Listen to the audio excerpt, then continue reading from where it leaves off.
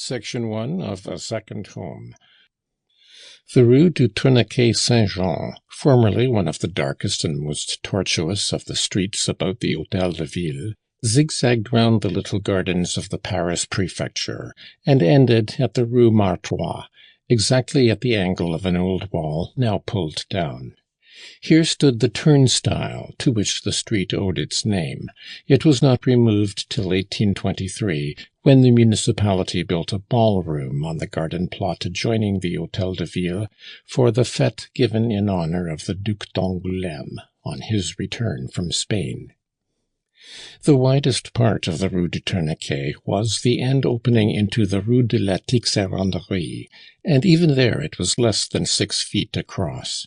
Hence, in rainy weather, the gutter water was soon deep at the foot of the old houses, sweeping down with it the dust and refuse deposited at the cornerstones by the residents. As the dust carts could not pass through, the inhabitants trusted to storms to wash their always miry alley, for how could it be clean?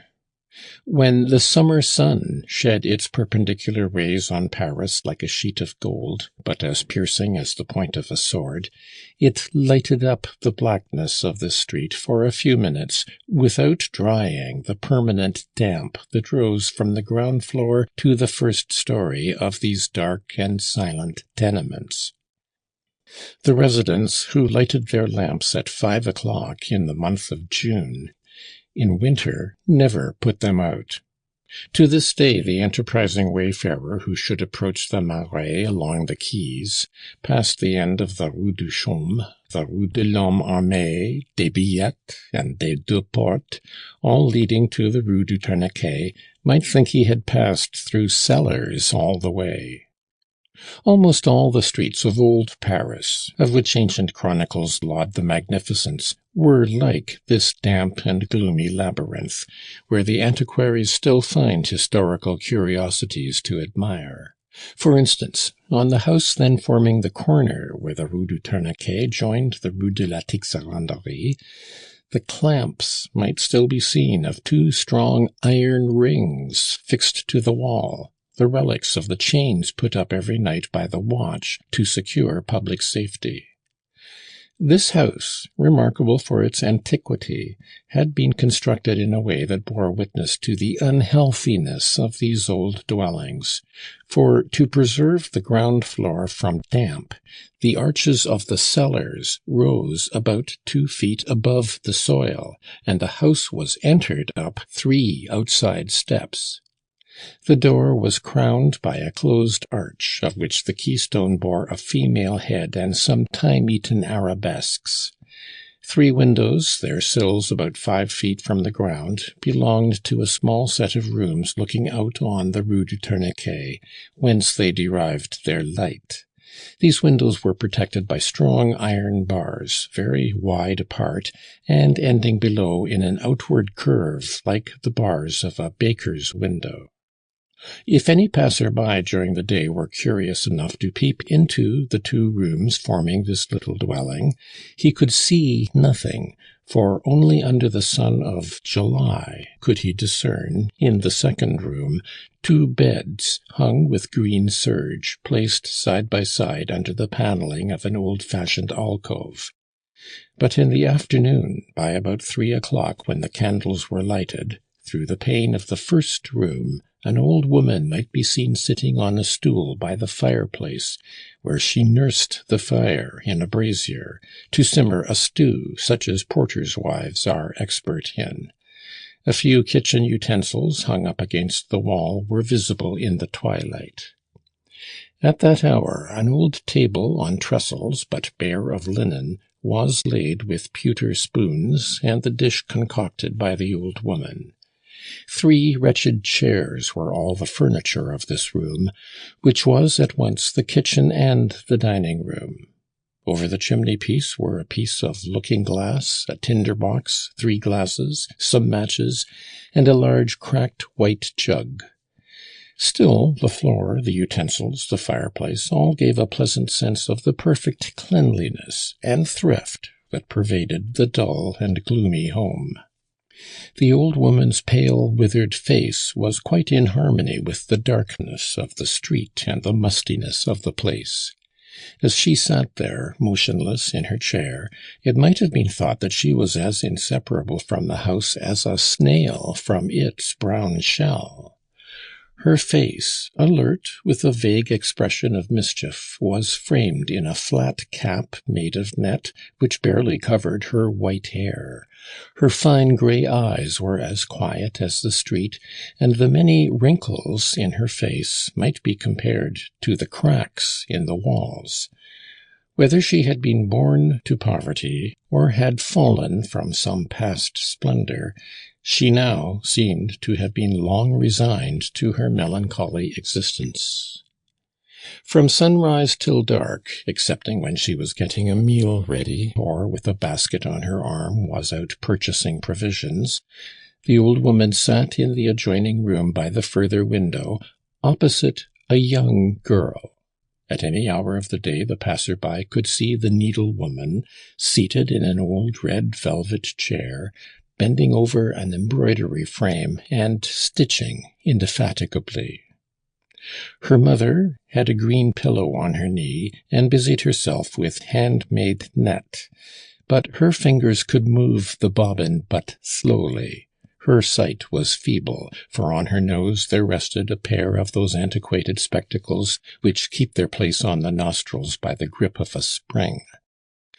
By night, these two hard-working women set a lamp between them, and the light, concentrated by two globe-shaped bottles of water, showed the elder the fine network made by the threads on her pillow, and the younger the most delicate details of the pattern she was embroidering. The outward bend of the window had allowed the girl to rest a box of earth on the window-sill, in which grew some sweet peas, nasturtiums, a sickly little honeysuckle, and some convolvulus that twined its frail stems up the iron bars. These etiolated plants produced a few pale flowers and added a touch of indescribable sadness and sweetness to the picture offered by this window, in which the two figures were appropriately framed. The most selfish soul who chanced to see this domestic scene would carry away with him a perfect image of the life led in Paris by the working class of women, for the embroideress evidently lived by her needle. Many, as they passed through the turnstile, found themselves wondering how a girl could preserve her colour living in such a cellar. A student of lively imagination going that way to cross to the Quartier Latin would compare this obscure and vegetative life to that of the ivy that clung to these chill walls, to that of the peasants born to labour, who are born, toil, and die unknown to the world they have helped to feed. A house owner, after studying the house with the eye of a valuer, would have said, "What will become of those two women if embroidery should go out of fashion?" Among the men who, having some appointment at the Hôtel de Ville or the Palais de Justice, were obliged to go through this street at fixed hours, either on their way to business or on their return home, there may have been some charitable soul, some widower or Adonis of 40, brought so often into the secrets of these sad lives, may perhaps have reckoned on the poverty of this mother and daughter, and have hoped to become the master, at no great cost, of the innocent workwoman, whose nimble and dimpled fingers, youthful figure, and white skin, a charm due no doubt to living in this sunless street, had excited his admiration. Perhaps, again, some honest clerk, with 1,200 francs a year, seeing every day the diligence the girl gave to her needle, and appreciating the purity of her life, was only waiting for improved prospects to unite one humble life with another, one form of toil to another, and to bring, at any rate, a man's arm and a calm affection, pale-hued like the flowers in the window, to uphold this home. Vague hope certainly gave life to the mother's dim grey eyes. Every morning, after the most frugal breakfast, she took up her pillow, though chiefly for the look of the thing, for she would lay her spectacles on a little mahogany work-table as old as herself, and look out of the window from about 8:30 till 10 at the regular passers in the street. She caught their glances, remarked on their gait, their dress, their countenance, and almost seemed to be offering her daughter. Her gossiping eyes so evidently tried to attract some magnetic sympathy by manoeuvres worthy of the stage. It was evident that this little review was as good as a play to her, and perhaps her single amusement. The daughter rarely looked up. Modesty, or a painful consciousness of poverty, seemed to keep her eyes riveted to the work-frame, and only some exclamation of surprise from her mother moved her to show her small features. Then a clerk in a new coat, or who unexpectedly appeared with a woman on his arm, might catch sight of the girl's slightly upturned nose, her rosy mouth and grey eyes, always bright and lively in spite of her fatiguing toil. Her late hours had left a trace on her face by a pale circle marked under each eye on the fresh rosiness of her cheeks.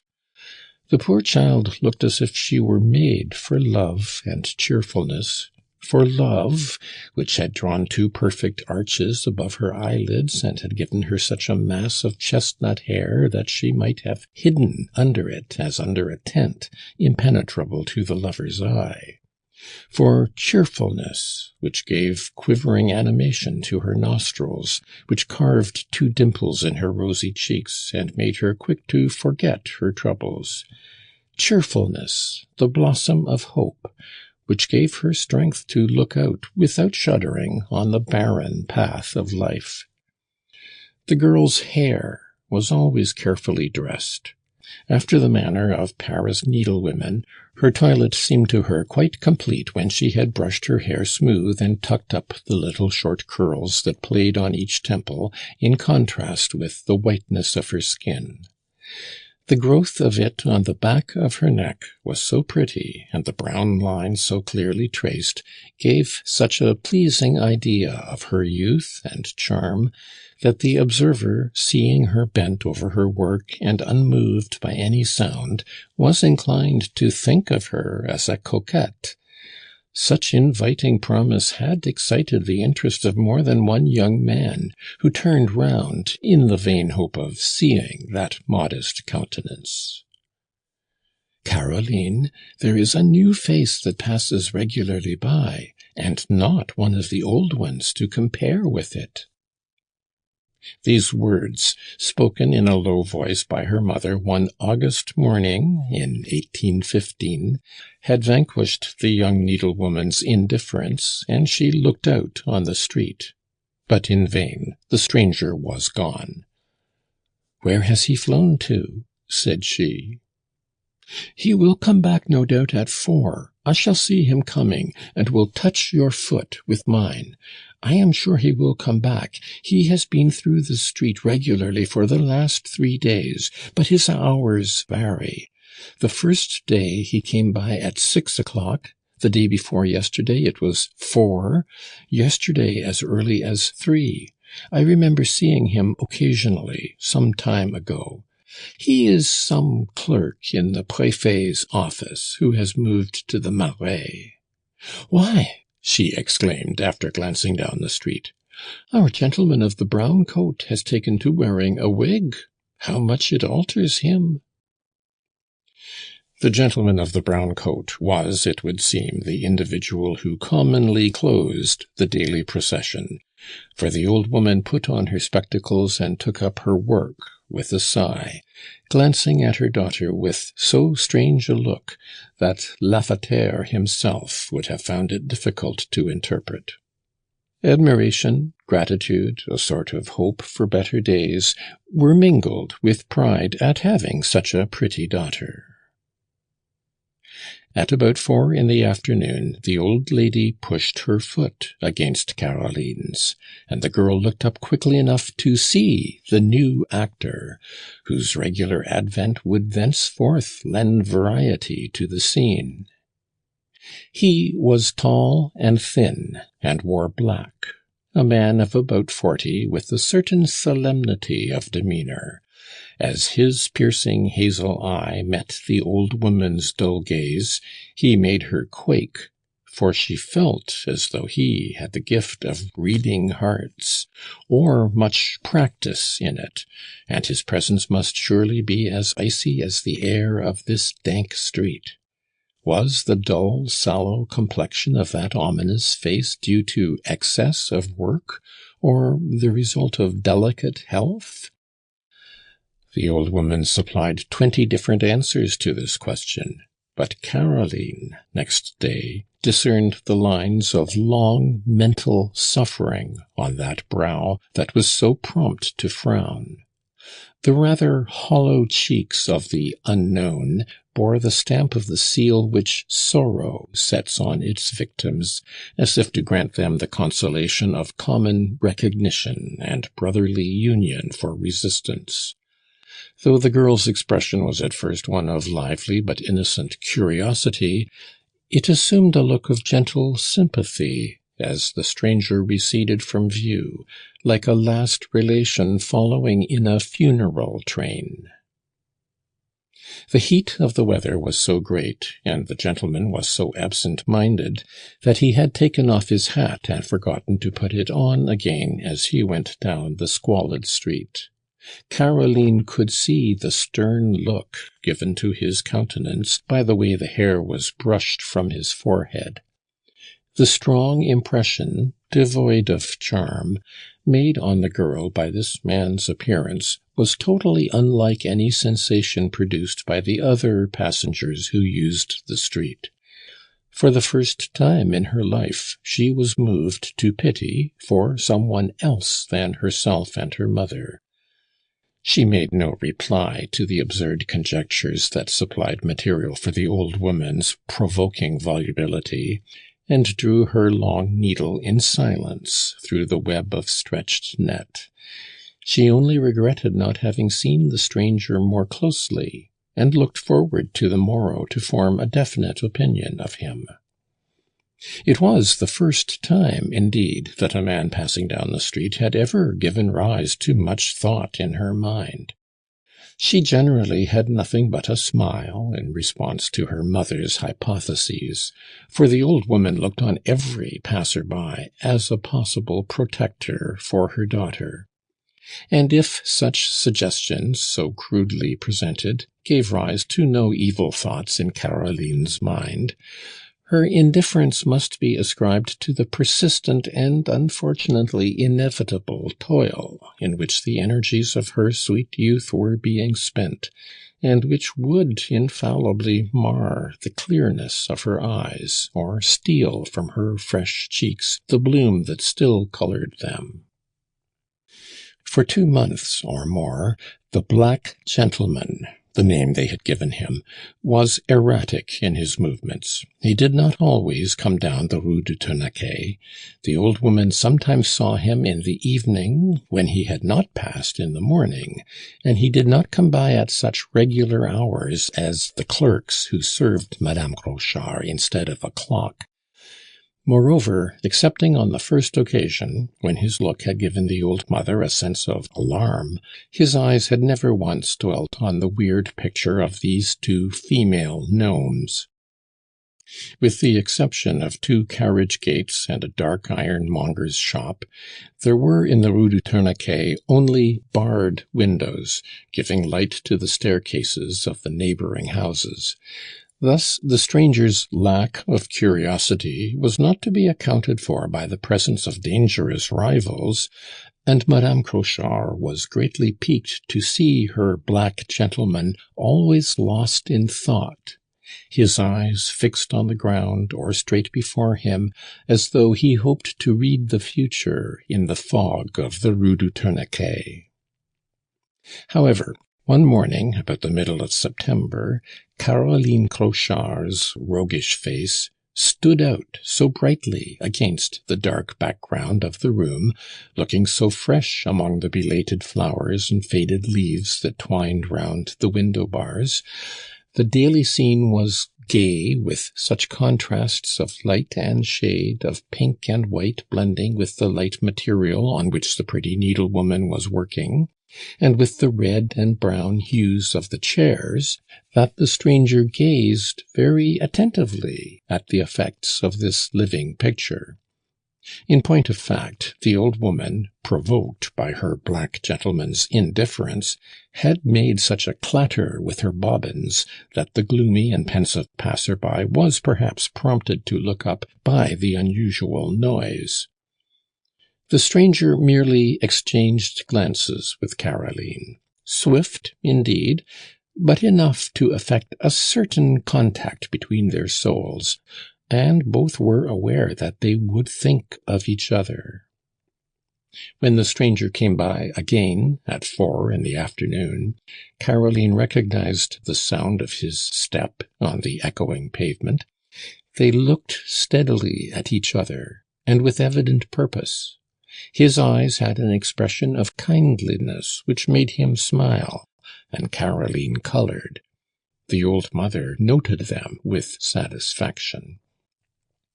Ever after that memorable afternoon, the gentleman in black went by twice a day with rare exceptions, which both the women observed. They concluded from the irregularity of the hours of his homecoming that he was not released so early, nor so precisely punctual, as a subordinate official. All through the first 3 winter months, twice a day, Caroline and the stranger thus saw each other, for so long as it took him to traverse the piece of road that lay along the length of the door and 3 windows of the house.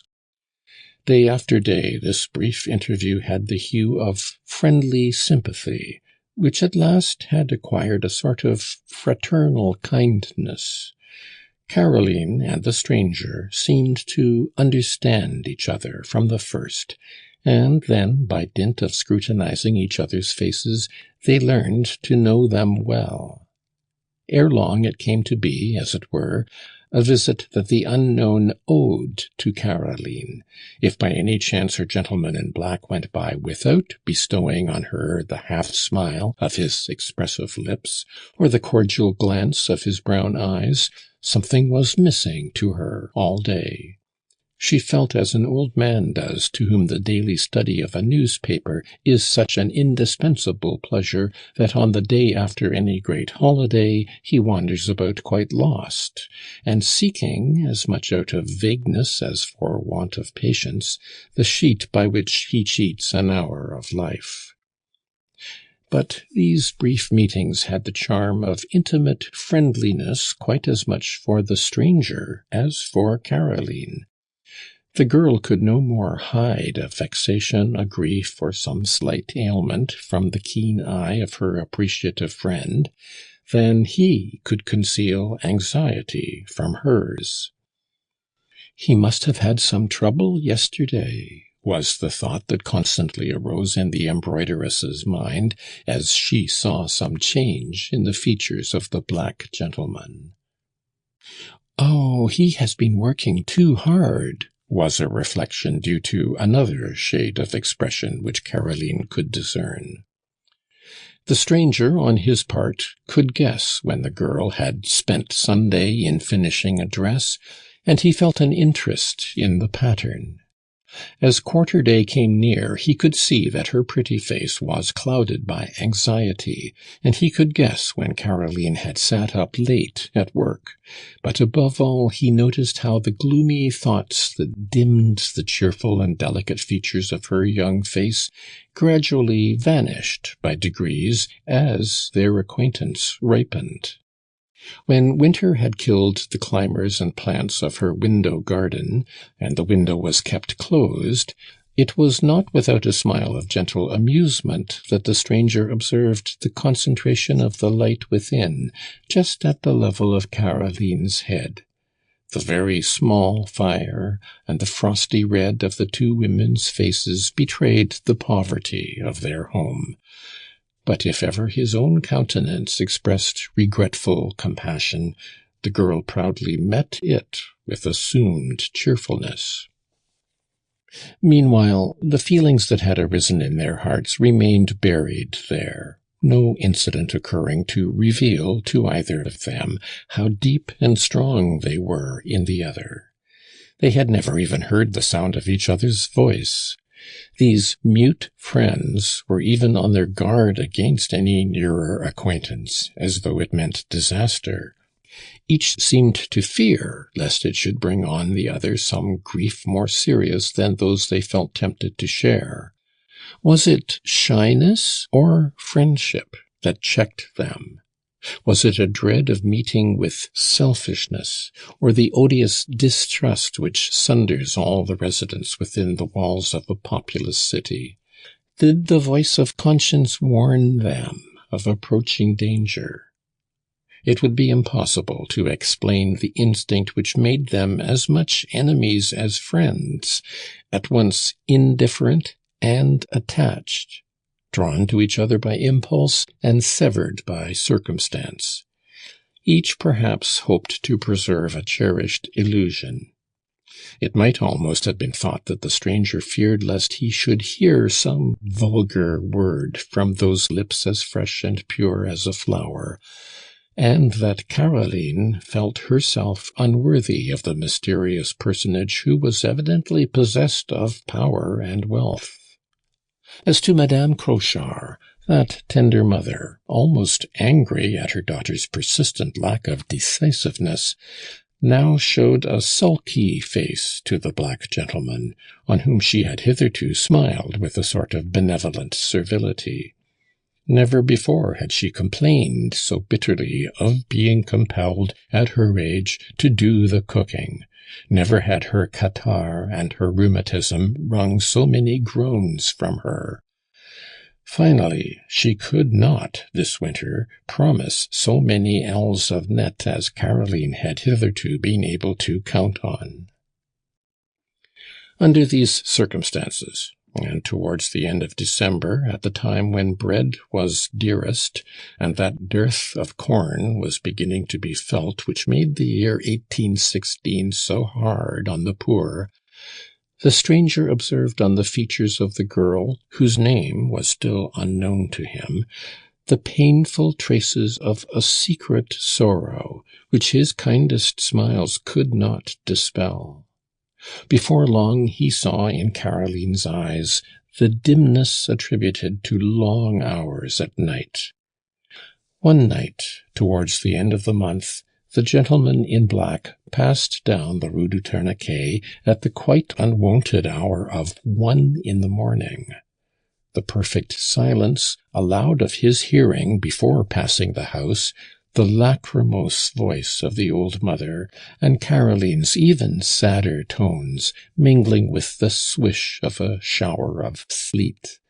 He crept along as slowly as he could, and then, at the risk of being taken up by the police, he stood still below the window to hear the mother and daughter, while watching them through the largest of the holes in the yellow muslin curtains, which were eaten away by wear, as a cabbage leaf is riddled by caterpillars.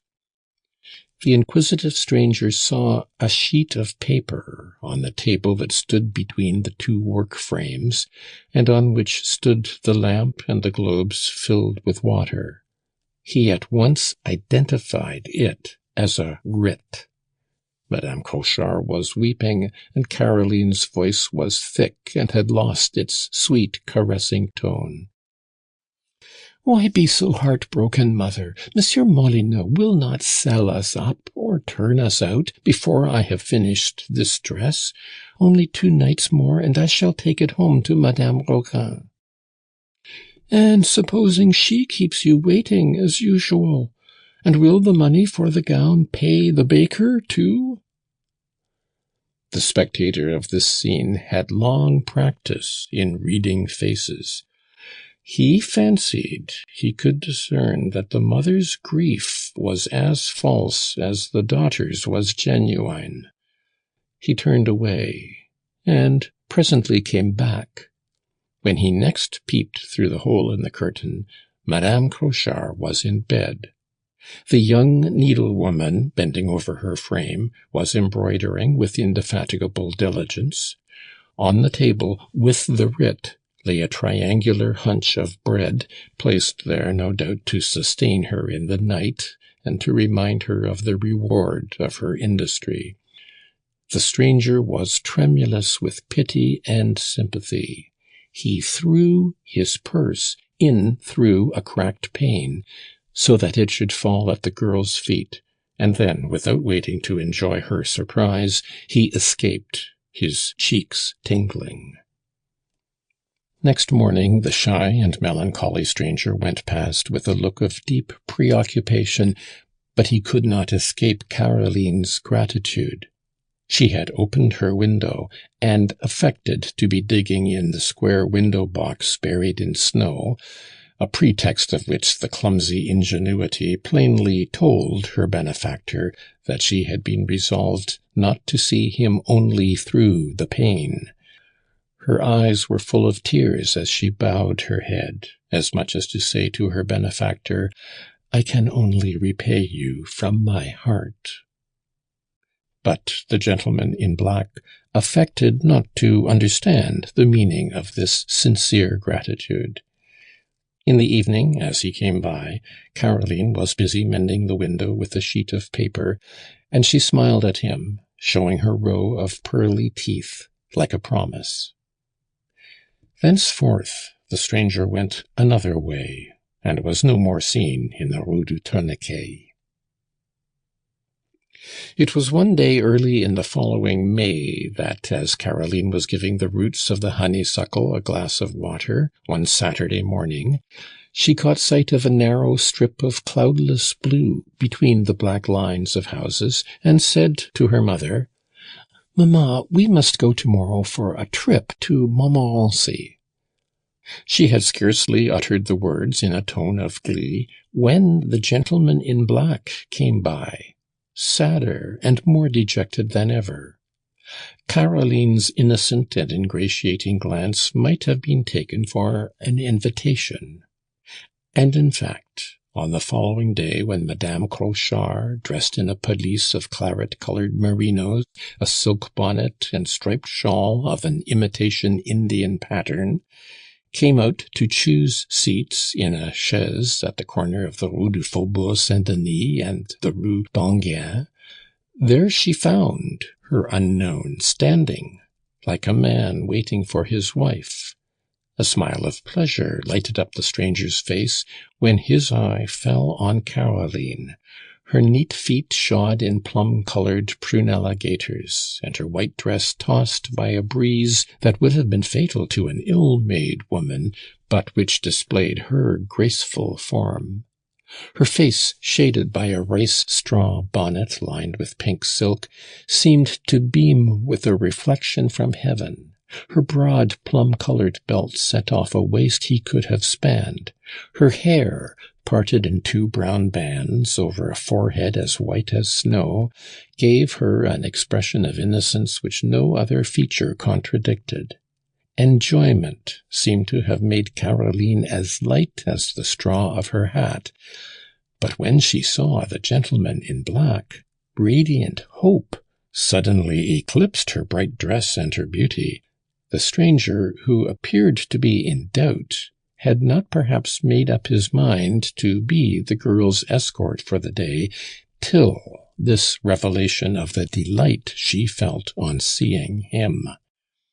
He at once hired a vehicle with a fairly good horse to drive to Saint-Le-Taverny, and he offered Madame Crochard and her daughter seats by his side.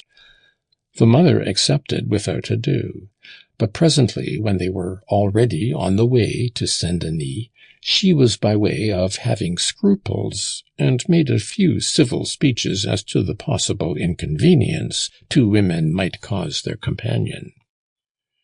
"Perhaps, monsieur, you wished to drive alone to Saint-Le-Taverny," said she, with affected simplicity. Before long she complained of the heat, and especially of her cough, which, she said, had hindered her from closing her eyes all night, and by the time the carriage had reached Saint-Denis, Madame Crochard seemed to be fast asleep. Her snores, indeed, seemed to the gentleman in black rather doubtfully genuine, and he frowned as he looked at the old woman with a very suspicious eye. "Oh, she is fast asleep," said Caroline guilelessly. "She never ceased coughing all night. She must be very tired."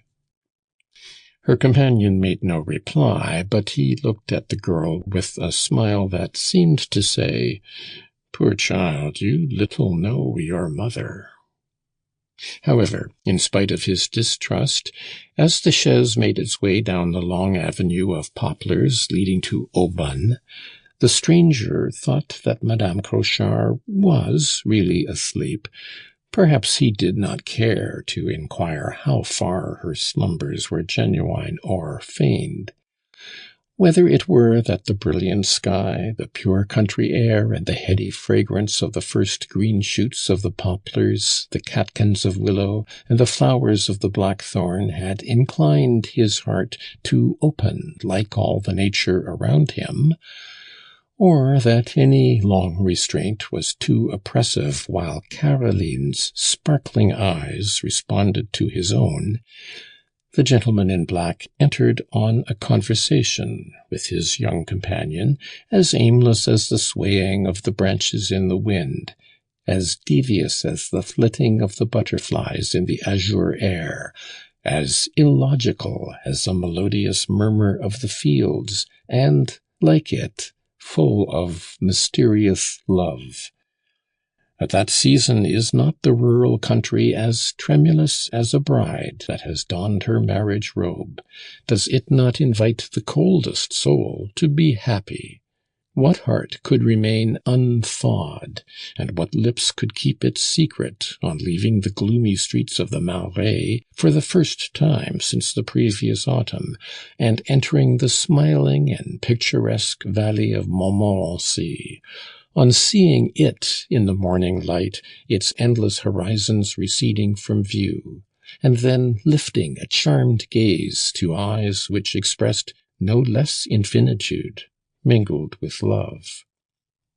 The stranger discovered that Caroline was sprightly rather than witty, affectionate but ill-educated. But while her laugh was giddy, her words promised genuine feeling. When, in response to her companion's shrewd questioning, the girl spoke with the heartfelt effusiveness of which the lower classes are lavish, not guarding it with reticence like people of the world, the black gentleman's face brightened and seemed to renew its youth. His countenance, by degrees, lost the sadness that lent sternness to his features, and little by little they gained a look of handsome youthfulness which made Caroline proud and happy. The pretty needlewoman guessed that her new friend had been long weaned from tenderness and love, and no longer believed in the devotion of woman. Finally, some unexpected sally in Caroline's light prattle lifted the last veil that concealed the real youth and genuine character of the stranger's physiognomy. He seemed to bid farewell to the ideas that haunted him, and showed the natural liveliness that lay beneath the solemnity of his expression. Their conversation had insensibly become so intimate that by the time when the carriage stopped at the first houses of the straggling village of Saint-Leu, Caroline was calling the gentleman Monsieur Rouget. Then, for the first time, the old mother awoke.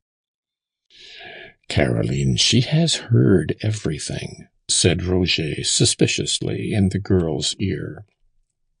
Caroline's reply was an exquisite smile of disbelief, which dissipated the dark cloud that his fear of some plot on the old woman's part had brought to this suspicious mortal's brow. Madame Crochard was amazed at nothing, approved of everything, followed her daughter and Monsieur Rouget into the park, where the two young people had agreed to wander through the smiling meadows and fragrant copses made famous by the taste of Queen Hortense. "Good heavens, how lovely!" exclaimed Caroline, when, standing on the green ridge where the forest of Montmorency begins, she saw, lying at her feet, the wide valley with its coombes, sheltering scattered villages, its horizon of blue hills, its church towers, its meadows and fields, whence a murmur came up, to die on her ear like the swell of the ocean. The three wanderers made their way by the bank of an artificial stream and came to the Swiss valley, where stands a chalet that had more than once given shelter to Hortense and Napoleon.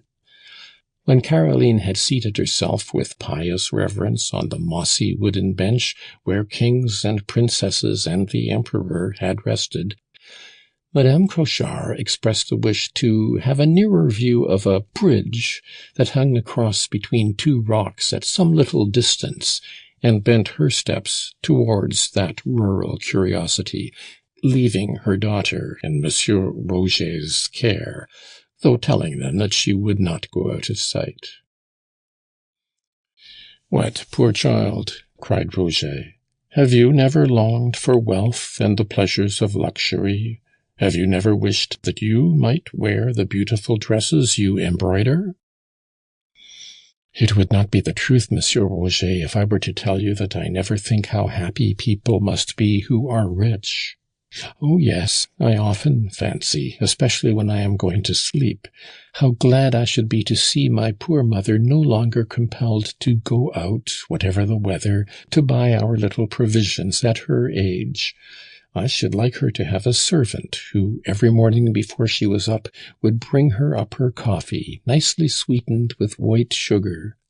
And she loves reading novels, poor dear soul. Well, and I would rather see her wearing out her eyes over her favourite books than over twisting her bobbins from morning till night. And again, she ought to have a little good wine. In short, I should like to see her comfortable. She is so good." "Then she has shown you great kindness." "Oh, yes," said the girl in a tone of conviction. Then, after a short pause, during which the two young people stood watching Madame Crochard, who had got to the middle of the rustic bridge and was shaking her finger at them, Caroline went on. "Oh, yes, she has been so good to me. What care she took of me when I was little. She sold her last silver forks to apprentice me to the old maid who taught me to embroider. And my poor father, what did she not go through to make him end his days in happiness?" The girl shivered at the remembrance and hid her face in her hands. "Well, come, let us forget past sorrows," she added, trying to rally her high spirits. She blushed as she saw that Rouget, too, was moved, but she dared not look at him. "What was your father?" he asked. "He was an opera dancer before the Revolution," said she with an air of perfect simplicity, "and my mother sang in the chorus. My father, who was leader of the figures on the stage, happened to be present at the siege of the Bastille. He was recognized by some of the assailants, who asked him whether he could not lead a real attack, since he was used to leading such enterprises on the boards. My father was brave. He accepted the post, led the insurgents, and was rewarded by the nomination to the rank of captain in the army of Sambre-et-Meuse, where he distinguished himself so far as to rise rapidly to be a colonel. But at Lutzen he was so badly wounded that, after a year's sufferings, he died in Paris. The Bourbons returned. My mother could obtain no pension, and we fell into such abject misery that we were compelled to work for our living. For some time past she has been ailing, poor dear, and I have never known her so little resigned. She complains a good deal, and indeed I cannot wonder, for she has known the pleasures of an easy life. For my part, I cannot pine for delights I have never known. I have but one thing to wish for." "And that is?" said Roger eagerly, as if roused from a dream. "That women may continue to wear embroidered net dresses, so that I may never lack work." The frankness of this confession interested the young man, who looked with less hostile eyes on Madame Crochard as she slowly made her way back to them. "Well, children, have you had a long talk?" said she, with a half-laughing, half-indulgent air. "When I think, Monsieur Roger, that the little corporal has sat where you are sitting," she went on after a pause. "Poor man, how my husband worshipped him! Crochard did well to die, for he could not have borne to think of him where they have sent him." Roger put his finger to his lips, and the good woman went on very gravely with a shake of her head. "All right, mouth shut and tongue still. But," added she, unhooking a bit of her bodice, and showing a ribbon and cross tied round her neck by a piece of black ribbon, "they shall never hinder me from wearing what he gave to my poor Crochard, and I will have it buried with me." On hearing this speech, which at that time was regarded as seditious, Roger interrupted the old lady by rising suddenly, and they returned to the village through the park walks. The young man left them for a few minutes while he went to order a meal at the best eating-house in Taverny. Then, returning to fetch them, he led the way through the alleys cut in the forest. The dinner was cheerful. Roger was no longer the melancholy shade that was wont to pass along the Rue du Tourniquet. He was not the black gentleman, but rather a confiding young man, ready to take life as it came, like the two hard-working women who, on the morrow, might lack bread. He seemed alive to all the joys of youth. His smile was quite affectionate and childlike. When, at 5 o'clock, this happy meal was ended with a few glasses of champagne, Roger was the first to propose that they should join the village ball under the chestnuts, where he and Caroline danced together. Their hands met with sympathetic pressure, their hearts beat with the same hopes, and under the blue sky and the slanting rosy beams of sunset, their eyes sparkled with fires which, to them, made the glory of the heavens pale. How strange is the power of an idea, of a desire! To these two nothing seemed impossible. In such magic moments, when enjoyment sheds its reflections on the future, the soul foresees nothing but happiness. This sweet day had created memories for these two to which nothing could be compared in all their past existence. Would the source prove to be more beautiful than the river, the desire more enchanting than its gratification, the thing hoped for more delightful than the thing possessed? So the day is already at an end. On hearing this exclamation from her unknown friend when the dance was over, Caroline looked at him compassionately, as his face assumed once more a faint shade of sadness. "Why should you not be as happy in Paris as you are here?" she asked. "Is happiness to be found only at Saint-Leu? It seems to me that I can henceforth never be unhappy anywhere." Roger was struck by these words, spoken with the glad unrestraint that always carries a woman further than she intended, just as prudery often lends her greater cruelty than she feels. For the first time since that glance which had in a way been the beginning of their friendship, Caroline and Roger had the same idea. Though they did not express it, they felt it at the same instant, as a result of a common impression like that of a comforting fire, cheering both under the frost of winter. Then, as if frightened by each other's silence, they made their way to the spot where the carriage was waiting. But before getting into it, they playfully took hands and ran together down the dark avenue in front of Madame Crochard.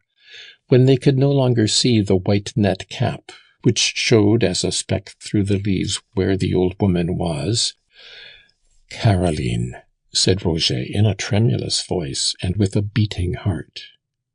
The girl was startled and drew back a few steps, understanding the invitation this question conveyed.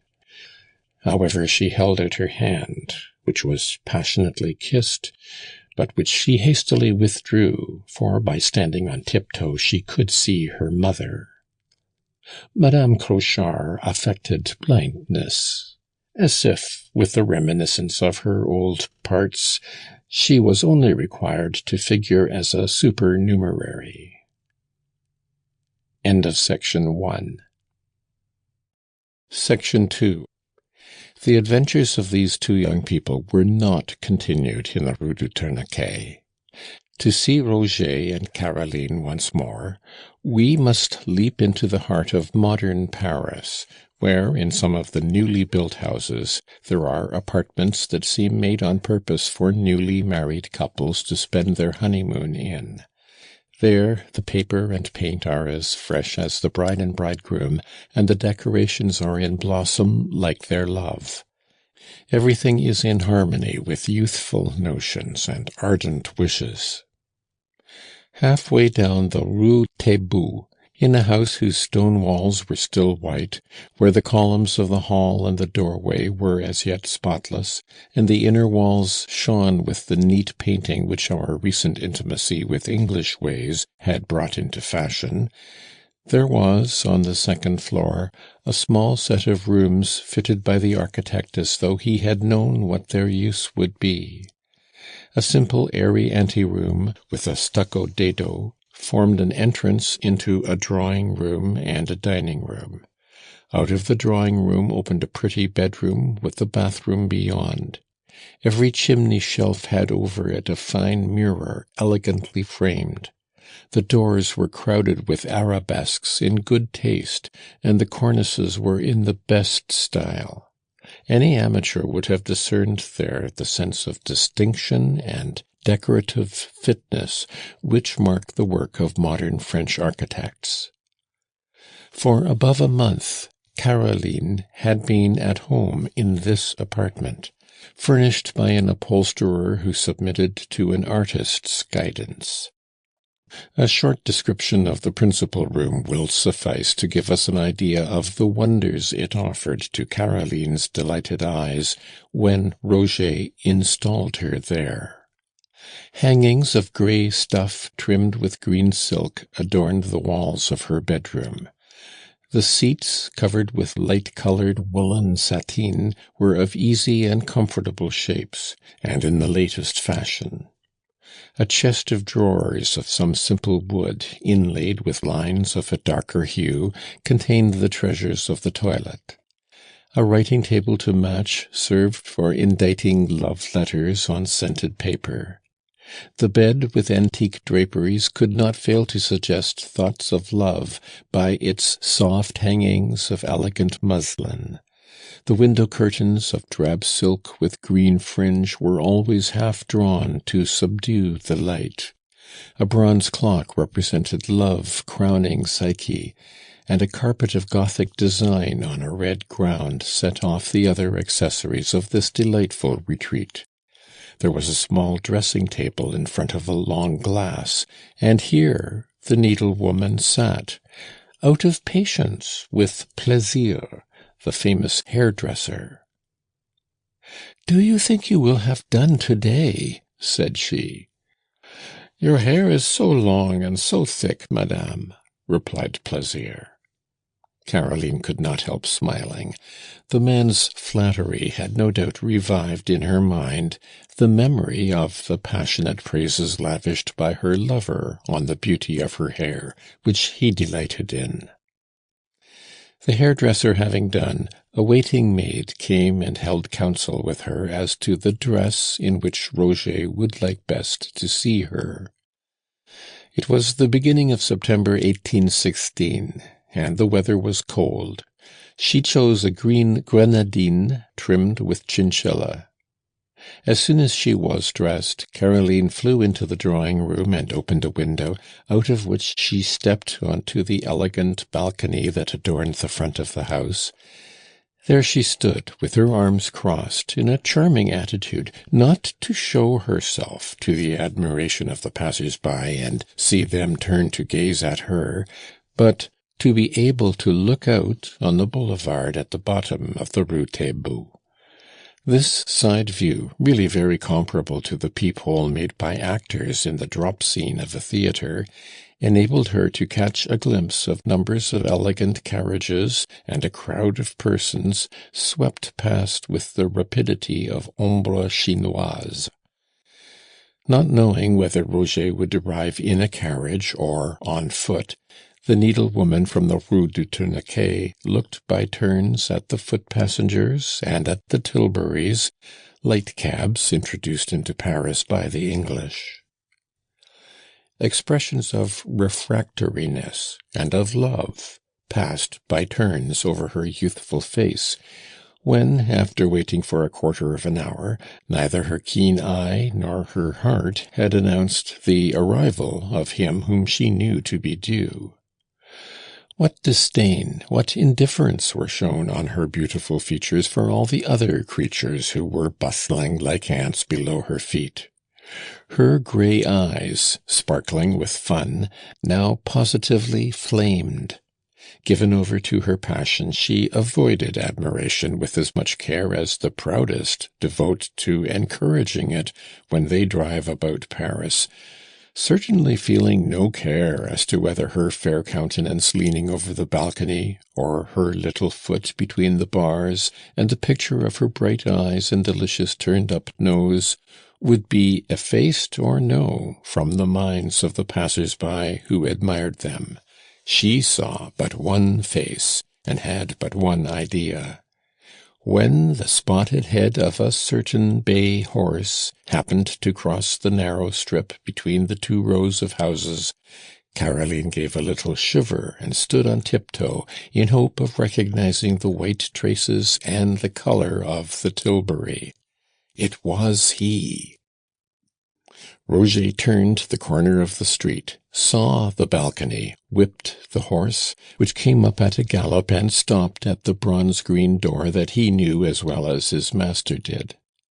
The door of the apartment was opened at once by the maid, who had heard her mistress's exclamation of delight.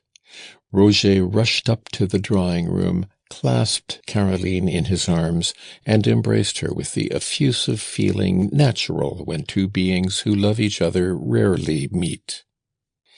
He led her, or rather they went by a common impulse, their arms about each other, into the quiet and fragrant bedroom. A settee stood ready for them to sit by the fire, and for a moment they looked at each other in silence, expressing their happiness only by their clasped hands, and communicating their thoughts in a fond gaze. "Yes, it is he," she said at last. "Yes, it is you. Do you know I have not seen you for 3 long days, an age. But What is the matter? You are unhappy." "My poor Caroline." "There, you see, poor Caroline." "No, no, do not laugh, my darling. We cannot go to the Feydeau Theatre together this evening." Caroline put on a little pout, but it vanished immediately. "How absurd I am! How can I think of going to the play when I see you? Is not the sight of you the only spectacle I care for?" she cried, pushing her fingers through Roger's hair. "I am obliged to go to the Attorney General's. We have a naughty case in hand. He met me in the great hall at the Palais, and as I am to plead, he asked me to dine with him. But, my dearest, you can go to the theatre with your mother, and I will join you if the meeting breaks up early." "To the theatre without you?" cried she in a tone of amazement. "Enjoy any pleasure you do not share? Oh, my Roger, you do not deserve a kiss," she added, throwing her arms round his neck with an artless and impassioned impulse. "Caroline, I must go home and dress. The Marais is some way off, and I still have some business to finish." "Take care what you are saying, monsieur," said she, interrupting him. "My mother says that when a man begins to talk about his business, he is ceasing to love." "Caroline, am I not here? Have I not stolen this hour from my pitiless—" "Hush," said she, laying a finger on his mouth. "Don't you see that I am in jest?" They had now come back to the drawing-room, and Roger's eye fell on an object brought home that morning by the cabinet-maker. Caroline's old rosewood embroidery frame, by which she and her mother had earned their bread when they lived in the Rue du Tourniquet Saint-Jean, had been refitted and polished, and a net dress of elaborate design was already stretched upon it. "Well, then, my dear, I shall do some work this evening. As I stitch, I shall fancy myself gone back to those early days when you used to pass by me without a word, but not without a glance, the days when the remembrance of your look kept me awake all night. Oh, my dear old frame, the best piece of furniture in my room, though you did not give it me. You cannot think," said she, seating herself on Roger's knees, for he, overcome by irresistible feelings, had dropped into a chair. "Listen, all I can earn by my work, I mean to give to the poor. You have made me rich. How I love that pretty home at Bellefeuille, less because of what it is than because you gave it me. But tell me, Roger, I should like to call myself Caroline de Bellefeuille. Can I? You must know. Is it legal or permissible?" As she saw a little affirmative grimace, for Roger hated the name of Crochard, Caroline jumped for glee and clapped her hands. "I feel," said she, "as if I should more especially belong to you. Usually a woman gives up her own name and takes her husband's." An idea forced itself upon her and made her blush. She took Roger's hand and led him to the open piano. "Listen," said she, "I can play my sonata now like an angel." And her fingers were already running over the ivory keys, when she felt herself seized round the waist. "Caroline, I ought to be far from hence." "You insist on going? Well, go," said she, with a pretty pout, but she smiled as she looked at the clock and exclaimed joyfully, "At any rate, I have detained you a quarter of an hour." "Good-bye, Mademoiselle de Bellefeuille," said he, with the gentle irony of love. She kissed him and saw her lover to the door. When the sound of his steps had died away on the stairs, she ran out onto the balcony to see him get into the tilbury, to see him gather up the reins, to catch a parting look, hear the crack of his whip and the sound of his wheels on the stones, watch the handsome horse, the master's hat, the tiger's gold lace, and at last to stand gazing, long after the dark corner of the street had eclipsed this vision. 5 years after Mademoiselle Caroline de Bellefeuille had taken up her abode in the pretty house in the Rue Taitbout, we again look in on one of those home scenes which tighten the bonds of affection between two persons who truly love. In the middle of the blue drawing-room, in front of the window opening to the balcony, a little boy of 4 was making a tremendous noise as he whipped the rocking horse, whose 2 curved supports for the legs did not move fast enough to please him. His pretty face, framed in fair curls that fell over his white collar, smiled up like a cherub's at his mother when she said to him from the depths of an easy-chair, "Not so much noise, Charles. You will wake your little sister." The inquisitive boy suddenly got off his horse, and treading on tiptoe, as if he were afraid of the sound of his feet on the carpet, came up with one finger between his little teeth, and standing in one of those childish attitudes that are so graceful because they are so perfectly natural, raised the muslin veil that hid the rosy face of a little girl sleeping on her mother's knee. "Is Eugenie asleep, then?" said he, quite astonished. "Why is she asleep when we are awake?" he added, looking up with large liquid black eyes. "That only God can know," replied Caroline with a smile. The mother and boy gazed at the infant, only that morning baptized. Caroline, now about 24, showed the ripe beauty which had expanded under the influence of cloudless happiness and constant enjoyment. In her, the woman was complete. Delighted to obey her dear Roger's every wish, she had acquired the accomplishments she had lacked.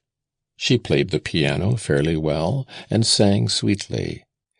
Ignorant of the customs of a world that would have treated her as an outcast, and which she would not have cared for even if it had welcomed her, for a happy woman does not care for the world, she had not caught the elegance of manner, or learned the art of conversation, abounding in words and devoid of ideas, which is current in fashionable drawing-rooms. On the other hand, she worked hard to gain the knowledge indispensable to a mother whose chief ambition is to bring up her children well. Never to lose sight of her boy, to give him from the cradle that training of every minute which impresses on the young a love of all that is good and beautiful, to shelter him from every evil influence, and fulfill both the painful duties of a nurse and the tender offices of a mother. These were her chief pleasures. The coy and gentle being had, from the first day, so fully resigned herself never to step beyond the enchanted sphere where she found all her happiness, that, after 6 years of the tenderest intimacy, she still knew her lover only by the name of Roger. A print of the picture of Psyche lighting her lamp to gaze on love in spite of his prohibition hung in her room, and constantly reminded her of the conditions of her happiness. Through all these 6 years, her humble pleasures had never importuned Roger by a single indiscreet ambition, and his heart was a treasure-house of kindness. Never had she longed for diamonds or fine clothes, and had again and again refused the luxury of a carriage which he had offered her. To look out from her balcony for Roger's cab, to go with him to the play, or make excursions with him on fine days in the environs of Paris, to long for him, to see him, and then to long again, These made up the history of her life, poor in incidents, but rich in happiness. As she rocked the infant, now a few months old, on her knee, singing the while, she allowed herself to recall the memories of the past.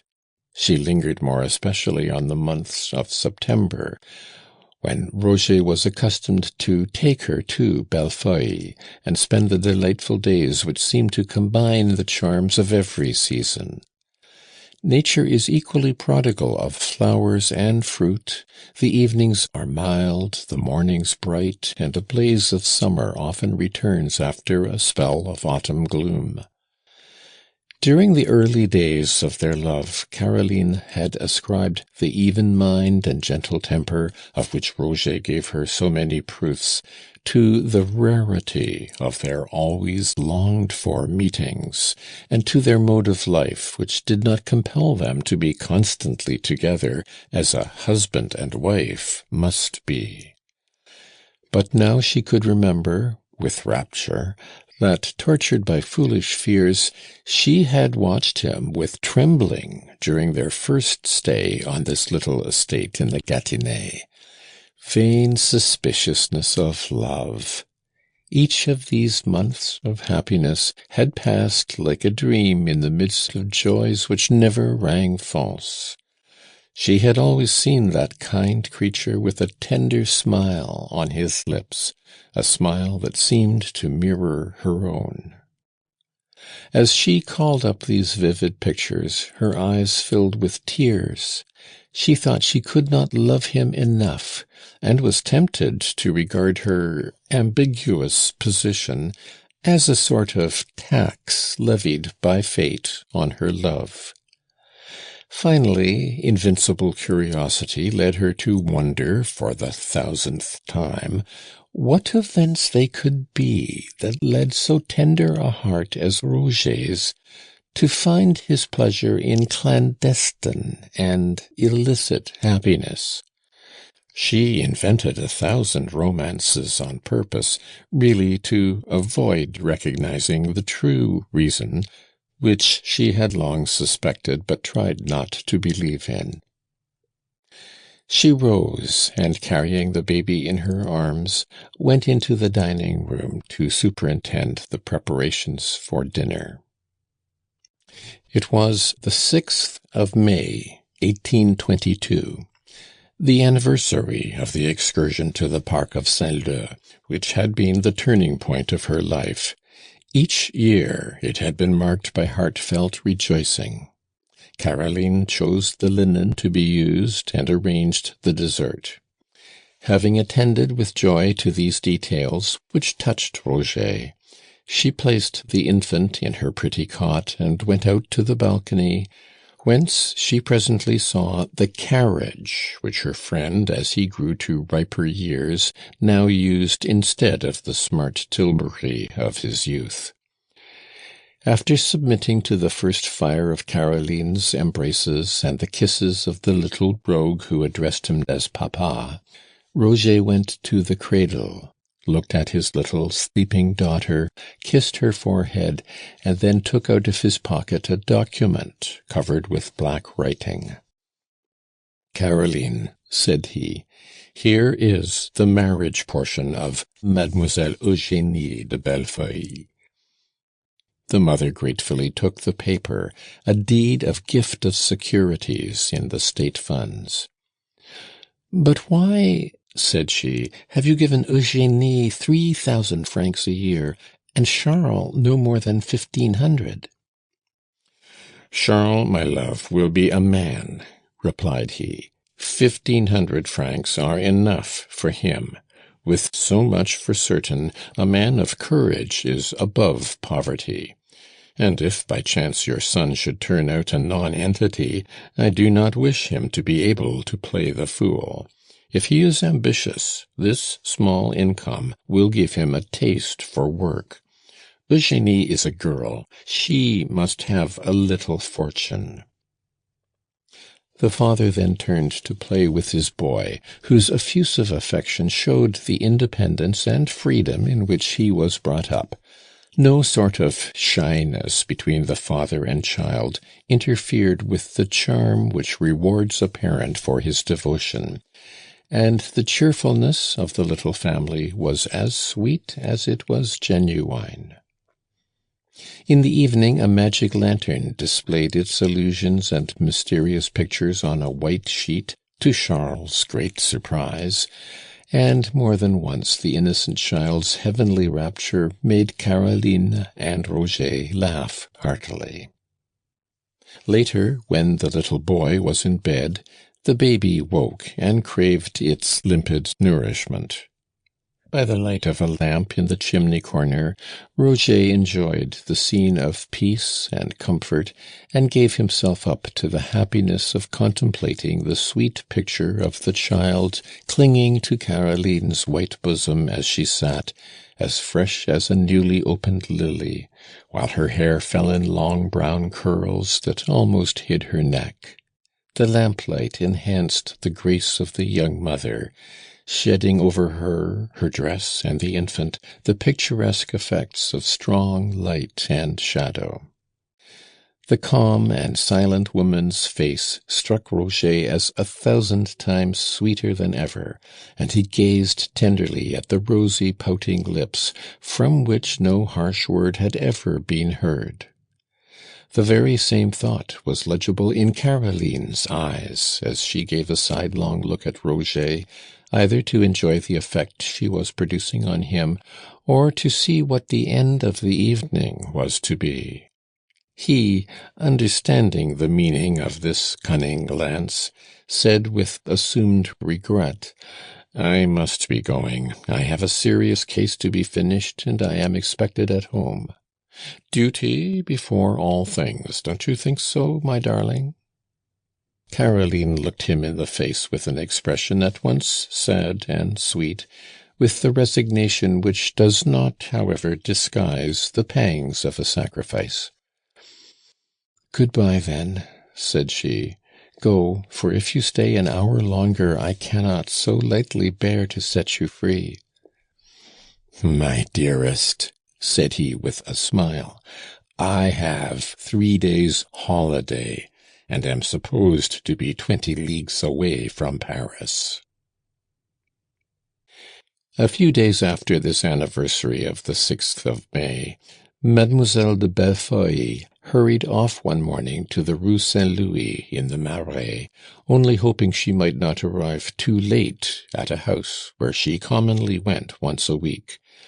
An express messenger had just come to inform her that her mother, Madame Crochard, was sinking under a complication of disorders produced by constant catarrh and rheumatism. While the hackney coach driver was flogging up his horses at Caroline's urgent request, supported by the promise of a handsome present, the timid old women who had been Madame Crochard's friends during her later years had brought a priest into the neat and comfortable second-floor rooms occupied by the old widow.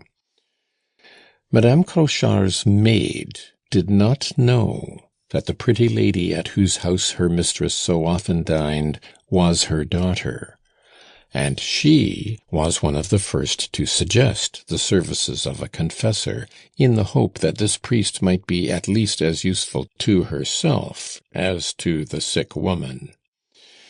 Between 2 games of Boston, or out walking in the Jardin Turc, the old beldams, with whom the widow gossiped all day, had succeeded in rousing in their friend's stony heart some scruples as to her former life, some visions of the future, some fears of hell, and some hopes of forgiveness if she should return in sincerity to a religious life. So, on this solemn morning, 3 ancient females had settled themselves in the drawing-room where Madame Crochard was at home every Tuesday. Each in turn left her armchair to go to the poor old woman's bedside and sit with her, giving her the false hopes with which people delude the dying. At the same time, when the end was drawing near, when the physician called in the day before would no longer answer for her life, the three dames took counsel together as to whether it would not be well to send word to Mademoiselle de Bellefeuille. Françoise having been duly informed, it was decided that a commissionnaire should go to the Rue Taitbout to inform the young relation, whose influence was so disquieting to the four women. Still, they hoped that the Auvergnat would be too late in bringing back the person who so certainly held the first place in the widow Crochard's affections. The widow, evidently in the enjoyment of 1,000 crowns a year, would not have been so fondly cherished by this feminine trio, but that neither of them nor Françoise herself knew of her having any heir.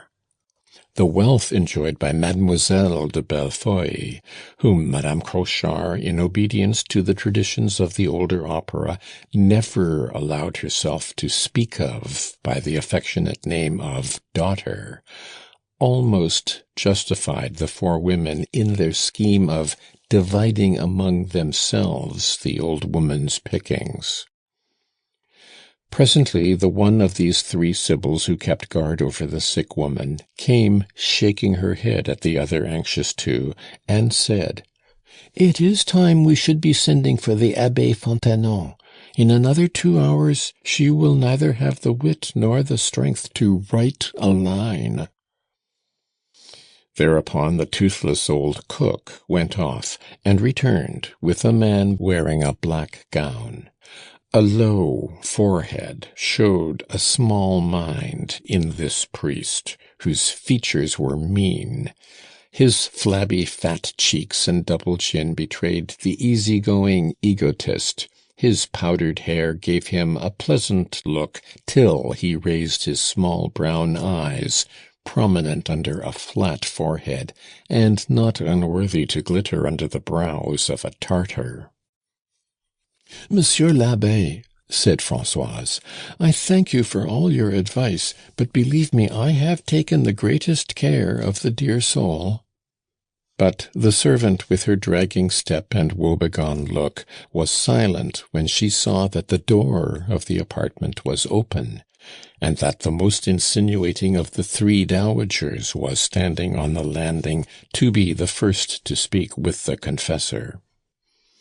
When the priest had politely faced the honeyed and bigoted broadside of words fired off from the widow's three friends, he went into the sick-room to sit by Madame Crochard.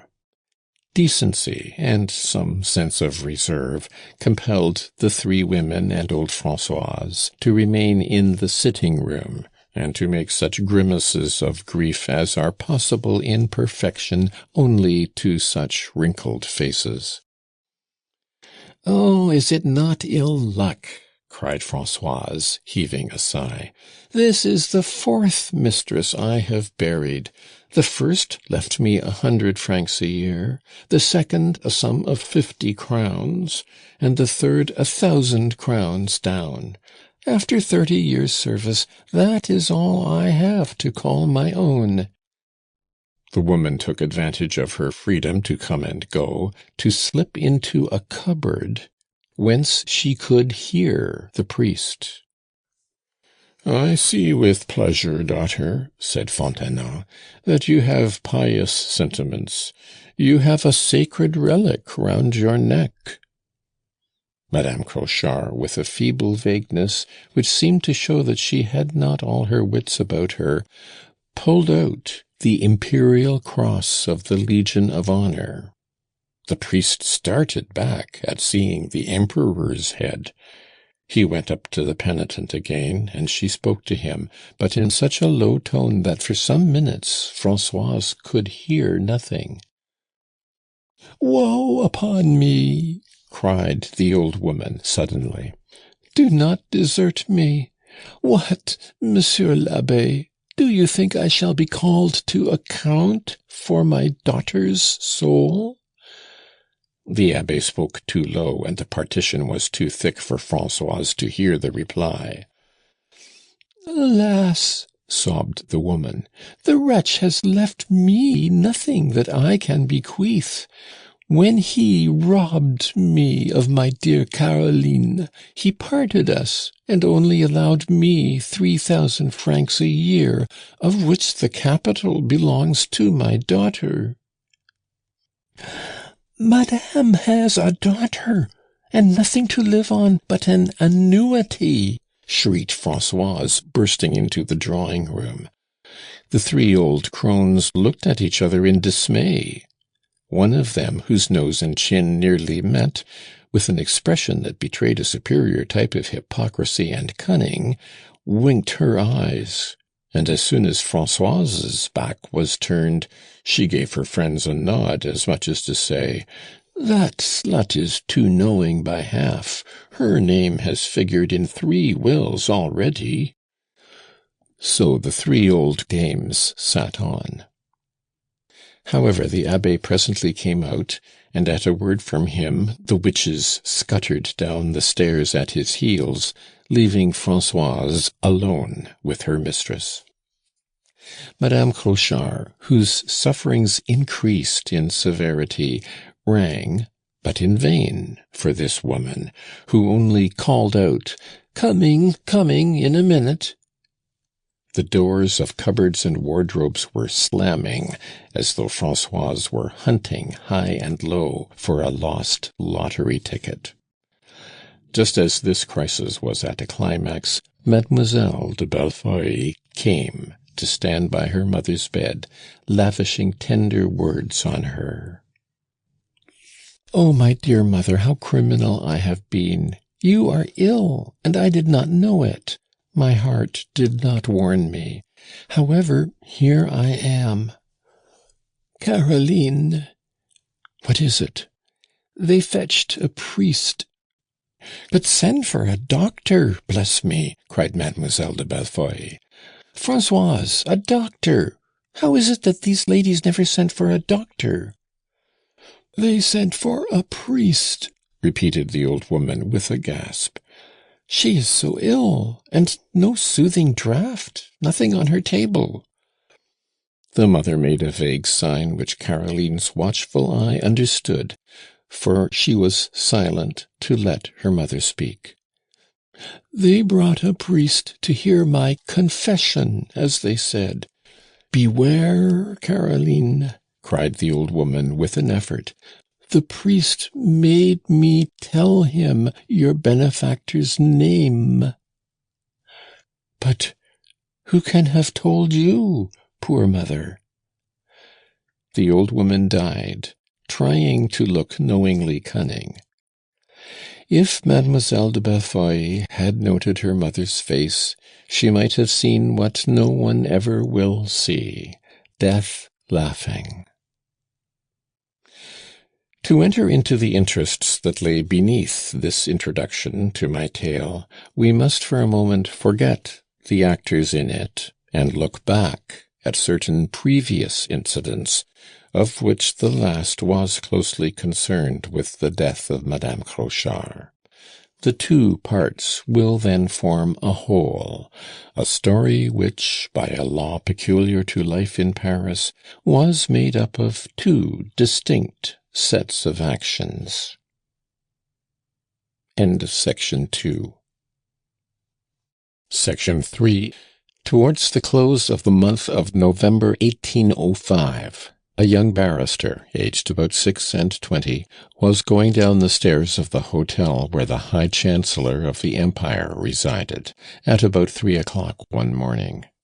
Having reached the courtyard in full evening dress under a keen frost, he could not help giving vent to an exclamation of dismay, qualified, however, by the spirit which rarely deserts a Frenchman, at seeing no hackney coach waiting outside the gates, and hearing no noises such as arise from the wooden shoes or harsh voices of the hackney coachmen of Paris.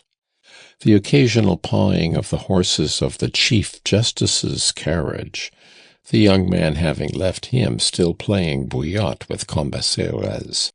Alone rang out in the paved court, which was scarcely lighted by the carriage lamps.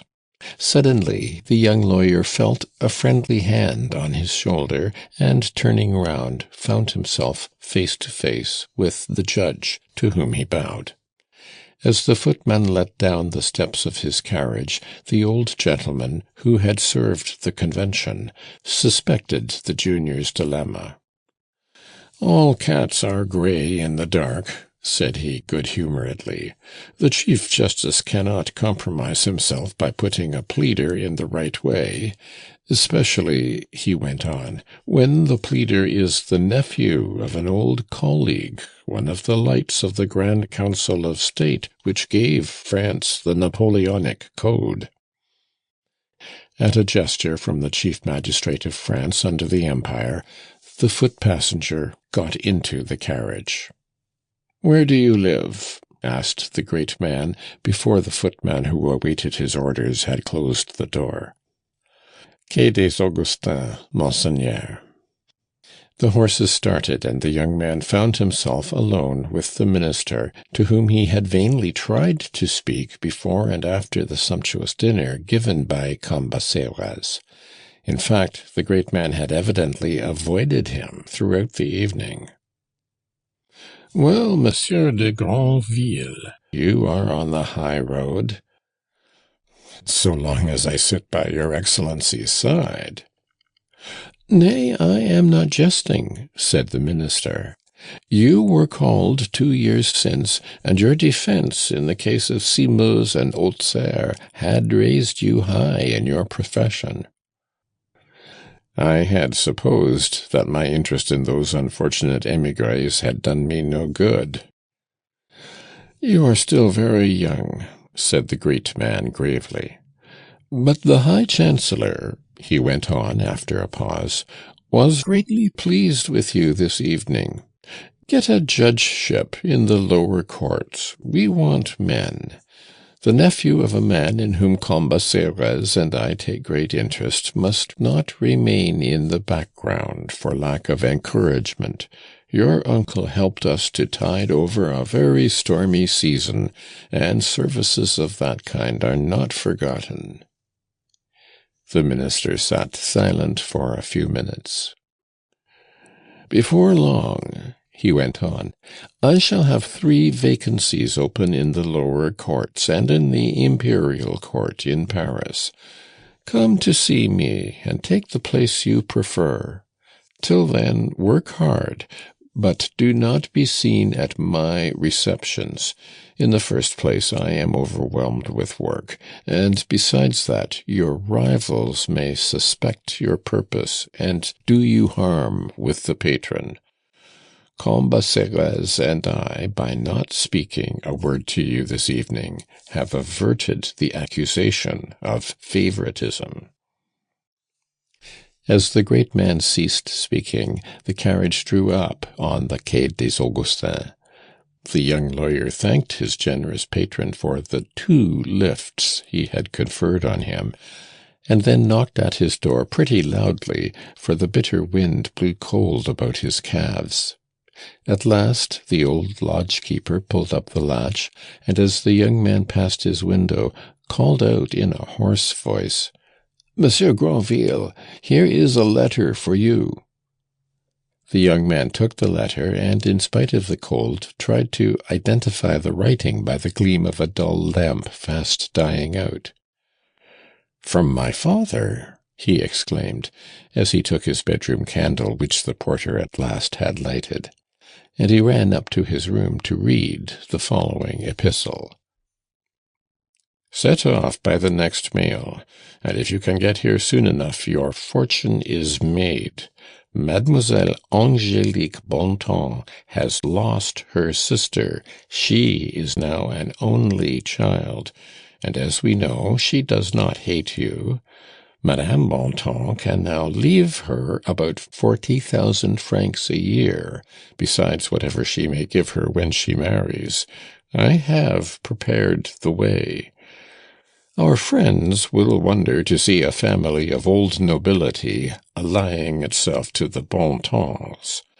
Old Bonton was a red republican of the deepest dye, owning large quantities of the nationalized land that he bought for a mere song. But he held nothing but convent lands, and the monks will not come back. And then, as you have already so far derogated as to become a lawyer, I cannot see why we should shrink from a further concession to the prevalent ideas. The girl will have 300,000 francs. I can give you 100,000. Your mother's property must be worth 50,000 crowns, more or less. So if you choose to take a judgeship, my dear son, you are in quite a position to become a senator as much as any other man. My brother-in-law, the Councillor of State, will not indeed lend you a helping hand. Still, as he is not married, his property will some day be yours, and if you are not senator by your own efforts, you will get it through him. Then you will be perched high enough to look on at events. Farewell, yours affectionately. So young Granville went to bed full of schemes, each fairer than the last. Under the powerful protection of the High Chancellor, the Chief Justice, and his mother's brother, one of the originators of the Code, he was about to make a start in a coveted position before the highest court of the empire, and he already saw himself a member of the bench whence Napoleon selected the chief functionaries of the realm. He could also promise himself a fortune handsome enough to keep up his rank, for which the slender income of 5,000 francs from an estate left him by his mother would be quite insufficient. To crown his ambitious dreams with a vision of happiness, he called up the guileless face of Mademoiselle Angélique Bontemps, the companion of his childhood. Until he came to boyhood, his father and mother had made no objection to his intimacy with their neighbor's pretty little daughter. But when, during his brief holiday visits to Bayeux, his parents, who prided themselves on their good birth, saw what friends the young people were, they forbade his ever thinking of her. Thus, for 10 years past, Granville had only had occasional glimpses of the girl, whom he still sometimes thought of as his little wife. And in those brief moments when they met, free from the active watchfulness of their families, they had scarcely exchanged a few vague civilities at the church door or in the street. Their happiest days had been those when, brought together by one of those country festivities known in Normandy as assemblées, they could steal a glance at each other from afar. In the course of the last vacation, Granville had twice seen Angélique, and her downcast eyes and drooping attitude had led him to suppose that she was crushed by some unknown tyranny. He was off by 7 next morning to the coach office in the Rue Notre-Dame-des-Victoires, and was so lucky as to find a vacant seat in the diligence, then starting for Caen. It was not without deep emotion that the young lawyer saw once more the spires of the cathedral at Bayeux. As yet, no hope of his life had been cheated, and his heart swelled with the generous feelings that expand in the youthful soul. After the too lengthy feast of welcome prepared by his father, who awaited him with some friends, the impatient youth was conducted to a house, long familiar to him, standing in the Rue Teinture.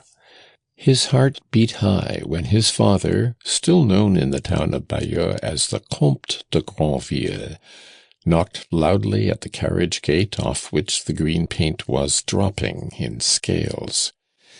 It was about 4 in the afternoon. A young maid-servant in a cotton cap dropped a short curtsy to the 2 gentlemen, and said that the ladies would soon be home from vespers. The Count and his son were shown into a low room used as a drawing-room, but more like a convent parlour. Polished panels of dark mahogany made it gloomy enough, and around it some old-fashioned chairs covered with worsted work and stiff armchairs were symmetrically arranged. The stone chimney-shelf had no ornament but a discoloured mirror, and on each side of it were the twisted branches of a pair of candle-brackets, such as were made at the time of the Peace of Utrecht. Against a panel opposite, young Granville saw an enormous crucifix of ebony and ivory, surrounded by a wreath of box that had been blessed. Though there were 3 windows to the room, looking out on a country town garden, laid out in formal square beds edged with box, the room was so dark that it was difficult to discern on the wall opposite the windows 3 pictures of sacred subjects, painted by a skilled hand and purchased, no doubt, during the Revolution by old Bontemps, who, as governor of the district, had never neglected his opportunities. From the carefully polished floor to the green-checked Holland curtains, everything shone with conventual cleanliness. The young man's heart felt an involuntary chill in this silent retreat where Angélique dwelt. The habit of frequenting the glittering Paris drawing-rooms and the constant whirl of society had effaced from his memory the dull and peaceful surroundings of a country life, and the contrast was so startling as to give him a sort of internal shiver. To have just left a party at the house of Cambacérès, where life was so large, where minds could expand, where the splendor of the imperial court was so vividly reflected, and to be dropped suddenly into a sphere of squalidly narrow ideas, was it not like a leap from Italy into Greenland? "Living here is not life," said he to himself as he looked round the methodistical room. The old Count, seeing his son's dismay, went up to him, and, taking his hand, led him to a window where there was still a gleam of daylight, and while the maid was lighting the yellow tapers in the candle branches, he tried to clear away the clouds that the dreary place had brought to his brow. "Listen, my boy," said he. "Old Bontemps' widow is a frenzied bigot. When the devil is old, you know. I see that the place goes against the grain. Well, this is the whole truth. The old woman is priest-ridden. They have persuaded her that it was high time to make sure of heaven, and the better to secure St. Peter and his keys, she pays beforehand. She goes to Mass every day, attends every service, takes the communion every Sunday God has made, and amuses herself by restoring chapels.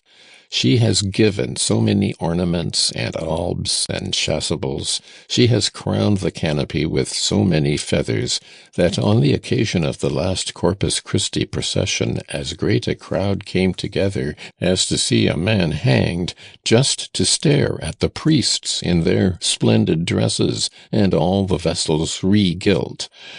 This house, too, is a sort of holy land. It was I who hindered her from giving those 3 pictures to the church, a Domenichino, a Correggio, and an Andrea del Sarto, worth a good deal of money." "But Angélique?" asked the young man. "If you do not marry her, Angélique is done for," said the Count. "Our holy apostles counsel her to live a virgin martyr. I have had the utmost difficulty in stirring up her little heart, since she has been the only child, by talking to her of you. But, as you will easily understand, as soon as she is married, you will carry her off to Paris. There Festivities, married life, the theatres, and the rush of Parisian society will soon make her forget confessionals and fasting and hair shirts and masses, which are the exclusive nourishment of such creatures. But the 50,000 francs a year derived from church property, will not all that return? That is the point, exclaimed the Count with a cunning glance. In consideration of this marriage, for Madame Bontemps' vanity is not a little flattered by the notion of grafting the Bontemps onto the genealogical tree of the Granvilles, the aforenamed mother agrees to settle her fortune absolutely on the girl, reserving only a life interest. The priesthood, therefore, are set against the marriage. But I have had the banns published.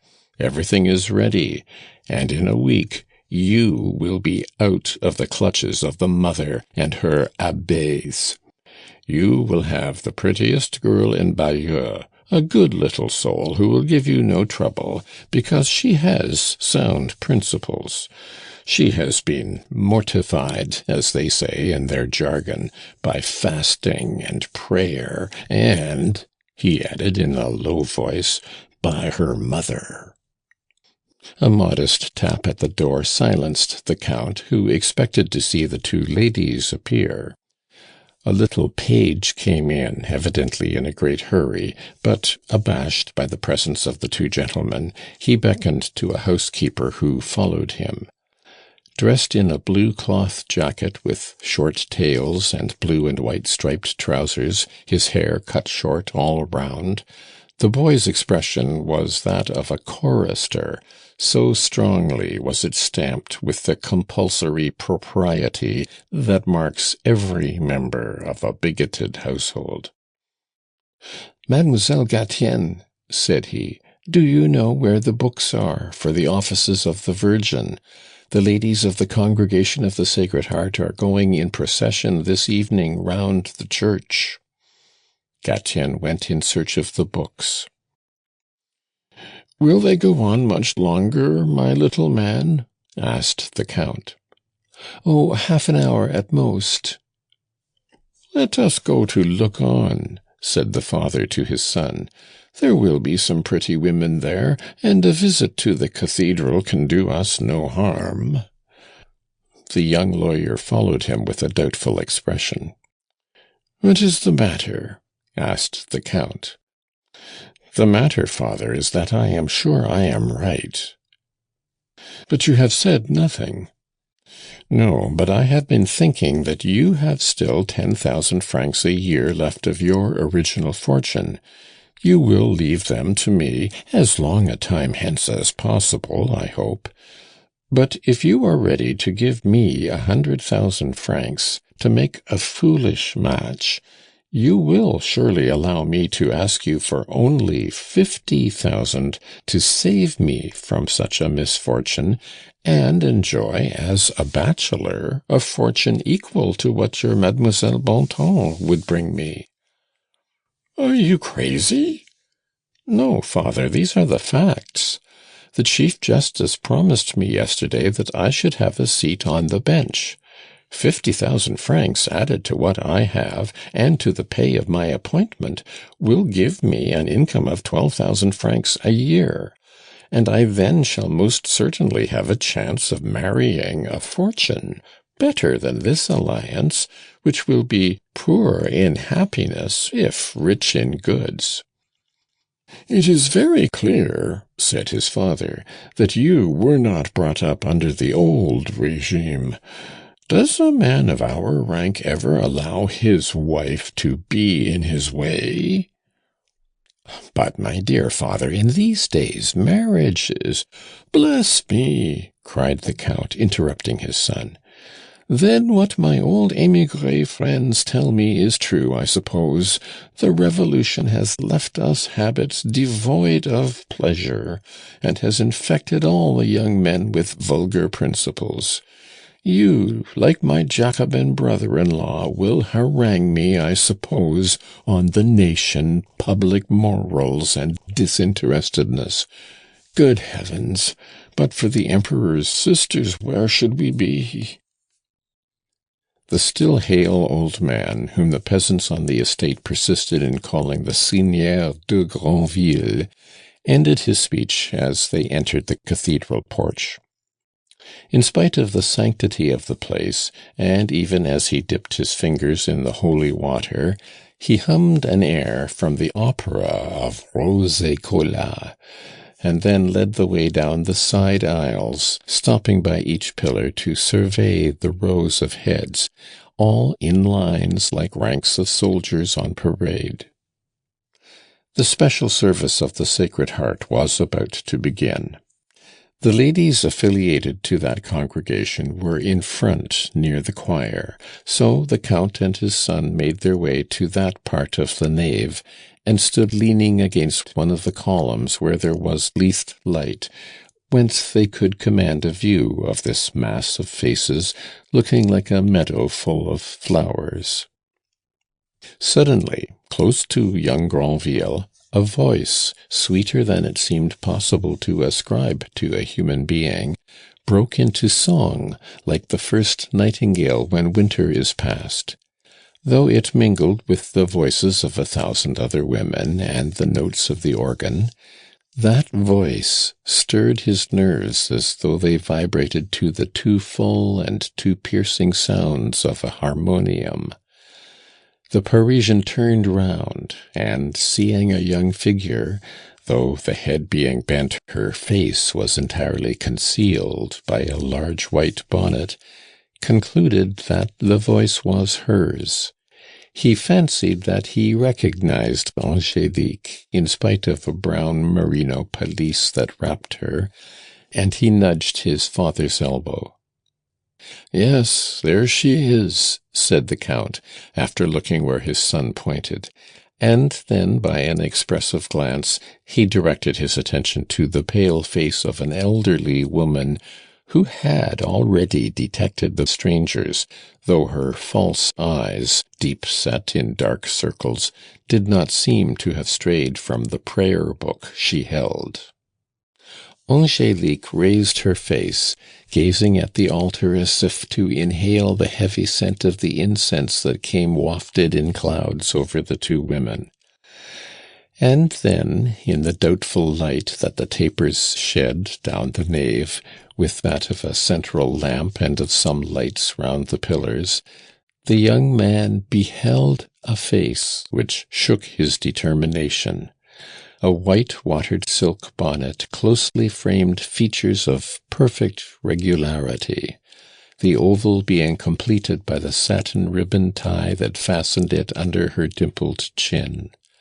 Over her forehead, very sweet though low, hair of a pale gold colour parted in 2 bands and fell over her cheeks like the shadow of leaves on a flower. The arches of her eyebrows were drawn with the accuracy we admire in the best Chinese paintings.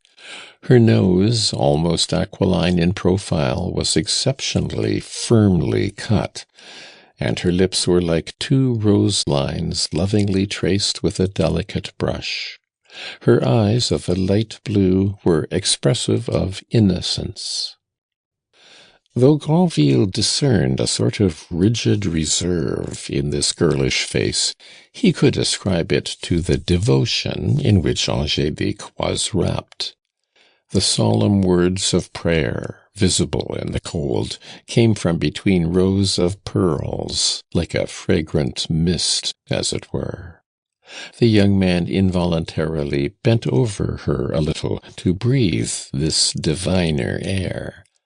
The movement attracted the girl's notice. Her gaze, raised to the altar, was diverted to Granville, whom she could see but dimly in the gloom, but she recognized him as the companion of her youth, and a memory more vivid than prayer brought a supernatural glow to her face. She blushed. The young lawyer was thrilled with joy at seeing the hopes of another life overpowered by those of love, and the glory of the sanctuary eclipsed by earthly reminiscences. But his triumph was brief.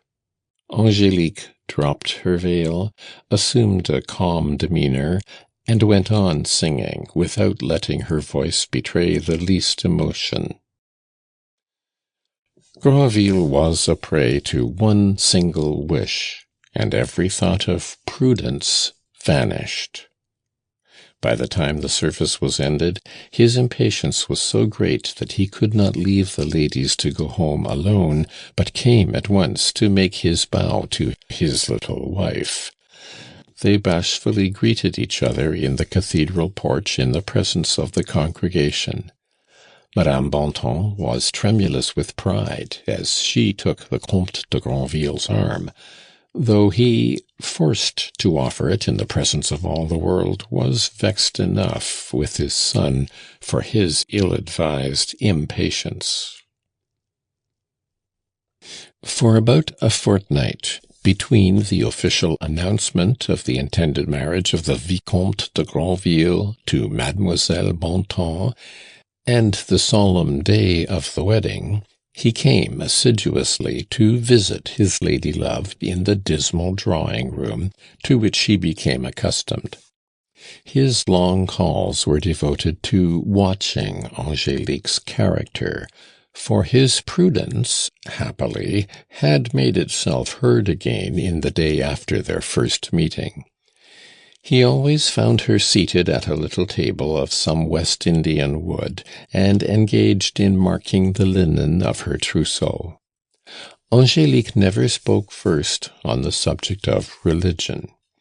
If the young lawyer amused himself with fingering the handsome rosary that she kept in a little green velvet bag, if he laughed as he looked at a relic such as usually is attached to this means of grace, Angélique would gently take the rosary out of his hands and replace it in the bag without a word, putting it away at once. When, now and then, Granville was so bold as to make mischievous remarks as to certain religious practices, the pretty girl listened to him with the obstinate smile of assurance. "You must either believe nothing or believe everything the Church teaches," she would say. "Would you wish to have a woman without a religion as the mother of your children? No. What man may dare judge as between disbelievers and God? And how can I then blame what the Church allows?" Angélique appeared to be animated by such fervent charity, the young man saw her look at him with such perfect conviction, that he sometimes felt tempted to embrace her religious views. Her firm belief that she was in the only right road aroused doubts in his mind, which she tried to turn to account. But then Granville committed the fatal blunder of mistaking the enchantment of desire for that of love. Angélique was so happy in reconciling the voice of her heart with that of duty, by giving way to a liking that had grown up with her from childhood, that the deluded man could not discern which of the two spoke the louder. Are not all young men ready to trust the promise of a pretty face, and to infer beauty of soul from beauty of feature? An indefinable impulse leads them to believe that moral perfection must coexist with physical perfection. If Angélique had not been at liberty to give vent to her sentiments, they would soon have dried up in her heart, like a plant watered with some deadly acid. How should a lover be aware of bigotry so well hidden? This was the course of young Granville's feelings during that fortnight, devoured by him like a book of which the end is absorbing. Angélique, carefully watched by him, seemed the gentlest of creatures, and he even caught himself feeling grateful to Madame Bontemps, who, by implanting so deeply the principles of religion, had in some degree inured her to meet the troubles of life. On the day named for signing the inevitable contract, Madame Bontemps made her son-in-law pledge himself solemnly to respect her daughter's religious practices, to allow her entire liberty of conscience, to permit her to go to communion, to church, to confession, as often as she pleased, and never to control her choice of priestly advisers. At this critical moment, Angélique looked at her future husband with such pure and innocent eyes that Granville did not hesitate to give his word. A smile puckered the lips of the Abbé Fontanon, a pale man who directed the consciences of this household. Mademoiselle Bontemps, by a slight nod, seemed to promise that she would never take an unfair advantage of this freedom. As to the old Count, he gently whistled the tune of an old song, Va-t'en voir s'ils viennent. Go and see if they are coming on. A few days after the wedding festivities, of which so much is thought in the provinces, Granville and his wife went to Paris, whither the young man was recalled by his appointment as public prosecutor to the Supreme Court of the Seine Circuit. When the young couple set out to find a residence, Angélique used the influence that the honeymoon gives to every wife in persuading her husband to take a large apartment in the ground floor of a house at the corner of the Vieille Rue du Temple and the Rue Neuve Saint-François. Her chief reason for this choice was that the house was close to the Rue d'Orléans, where there was a church, and not far from a small chapel in the Rue Saint-Louis. "A good housewife provides for everything," said her husband, laughing. Angélique pointed out to him that this part of Paris, known as the Marais, was within easy reach of the Palais de Justice, and that the lawyers they knew lived in the neighbourhood. A fairly large garden made the apartment particularly advantageous to a young couple. The children, if heaven should send them any, could play in the open air. The courtyard was spacious, and there were good stables. The lawyer wished to live in the Chaussée d'Antin, where everything is fresh and bright, where the fashions may be seen while still new, where a well-dressed crowd throngs the boulevards, and the distance is less to the theatres or places of amusement. But he was obliged to give way to the coaxing ways of a young wife, who asked this as his first favour.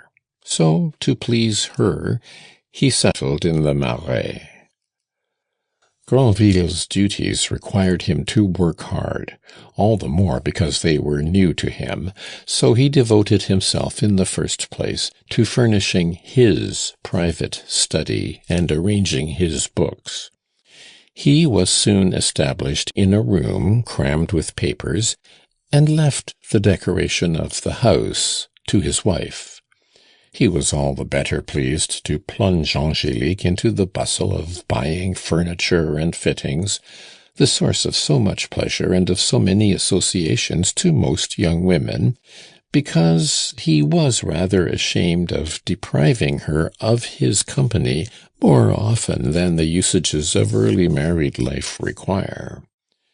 As soon as his work was fairly under way, he gladly allowed his wife to tempt him out of his study to consider the effect of furniture or hangings, which he had before only seen piecemeal or unfinished. End of section 3. Section 4. If the old adage is true that says a woman may be judged of from her front door, her rooms must express her mind with even greater fidelity. Madame de Granville had perhaps stamped the various things she had ordered with the seal of her own character. The young lawyer was certainly startled by the cold, arid solemnity that reigned in these rooms. He found nothing to charm his taste. Everything was discordant. Nothing gratified the eye. The rigid mannerism that prevailed in the sitting-room at Bayeux had invaded his home. The broad panels were hollowed in circles and decorated with those arabesques of which the long, monotonous mouldings are in such bad taste. Anxious to find excuses for his wife, the young husband began again, looking first at the long and lofty ante-room through which the apartment was entered. The color of the panels, as ordered by his wife, was too heavy, and the very dark green velvet used to cover the benches added to the gloom of this entrance. Not, to be sure, an important room, but giving a first impression, just as we measure a man's intelligence by his first address. An anteroom is a kind of preface which announces what is to follow, but promises nothing. The young husband wondered whether his wife could really have chosen the lamp of an antique pattern which hung in the centre of this bare hall, the pavement of black and white marble, and the paper in imitation of blocks of stone with green moss on them in places. A handsome but not new barometer hung on the middle of one of the walls, as if to accentuate the void. At the sight of it all, he looked round at his wife. He saw her so much pleased by the red braid binding to the cotton curtains, so satisfied with the barometer and the strictly decent statue that ornamented a large Gothic stove, that he had not the barbarous courage to overthrow such deep convictions. Instead of blaming his wife, Granville blamed himself, accusing himself of having failed in his duty of guiding the first steps in Paris of a girl brought up at Bayeux. From this specimen, what might not be expected of the other rooms? What was to be looked for from a woman who took fright at the bare legs of a caryatid, and who would not look at a chandelier or a candlestick if she saw on it the nude outlines of an Egyptian bust? At this date, the school of David was at the height of its glory. All the art of France bore the stamp of his correct design and his love of antique types, which indeed gave his pictures the character of colored sculpture. But none of these devices of imperial luxury found civic rights under Madame de Granville's roof. The spacious, square drawing-room remained as it had been left from the time of Louis XV, in white and tarnished gold, lavishly adorned by the architect with checkered lattice-work and the hideous garlands due to the uninventive designers of the time. Still, if harmony had at least prevailed, if the furniture of modern mahogany had but assumed the twisted forms of which Boucher's corrupt taste first set the fashion, Angélique's room would only have suggested the fantastic contrast of a young couple in the 19th century, living as though they were in the 18th. But a number of details were in ridiculous discord. The consoles, the clocks, the candelabra were decorated with the military trophies which the wars of the empire commended to the affections of the Parisians, and the Greek helmets, the Roman crossed daggers, and the shields so dear to military enthusiasm that they were introduced on furniture of the most peaceful uses, had no fitness side by side with the delicate and profuse arabesques that delighted Madame de Pompadour. Bigotry, tends to an indescribably tiresome kind of humility which does not exclude pride. Whether from modesty or by choice, Madame de Granville seemed to have a horror of light and cheerful colours. Perhaps, too, she imagined that brown and purple beseemed the dignity of a magistrate. How could a girl accustomed to an austere life have admitted the luxurious divans that may suggest evil thoughts, the elegant and tempting boudoirs where naughtiness may be imagined? The poor husband was in despair. From the tone in which he approved, only seconding the praises she bestowed on herself, Angélique understood that nothing really pleased him, and she expressed so much regret at her want of success that Granville, who was very much in love, regarded her disappointment as a proof of her affection, instead of resentment for an offence to her self-conceit. After all, could he expect a girl just snatched from the humdrum of country notions, with no experience of the niceties and grace of Paris life, to know or do any better? Rather would he believe that his wife's choice had been overruled by the tradesmen than allow himself to own the truth. If he had been less in love, he would have understood that the dealers, always quick to discern their customers' ideas, had blessed heaven for sending them a tasteless little bigot who would take their old-fashioned goods off their hands. So he comforted the pretty provincial.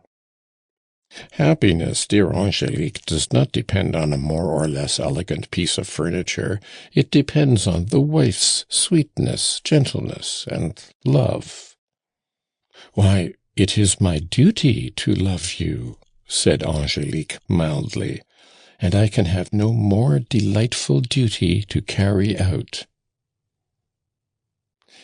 Nature has implanted in the heart of woman so great a desire to please, so deep a craving for love, that even in a youthful bigot the ideas of salvation and a future existence must give way to the happiness of early married life.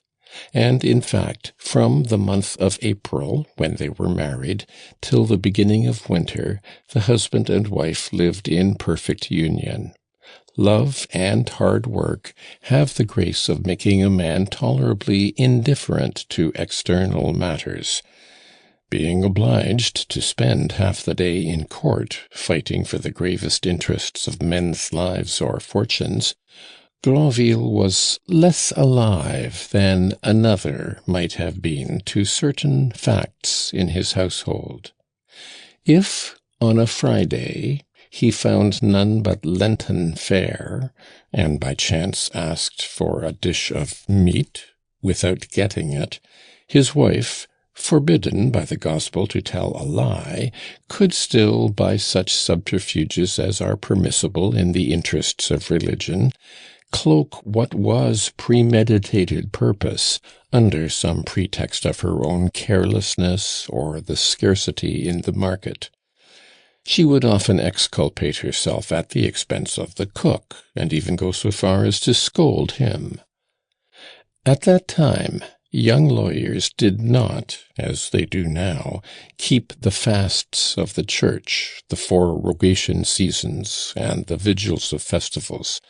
So Granville was not at first aware of the regular recurrence of these Lenten meals, which his wife took care should be made dainty by the addition of teal, moorhen, and fish pies, that their amphibious meat or high seasoning might cheat his palate.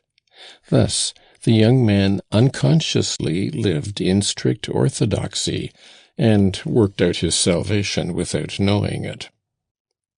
On weekdays he did not know whether his wife went to Mass or no. On Sundays, with very natural amiability, he accompanied her to church to make up to her, as it were, for sometimes giving up vespers in favor of his company. He could not at first fully enter into the strictness of his wife's religious views. The theatres being impossible in summer by reason of the heat, Granville had not even the opportunity of the great success of a piece to give rise to the serious question of play-going.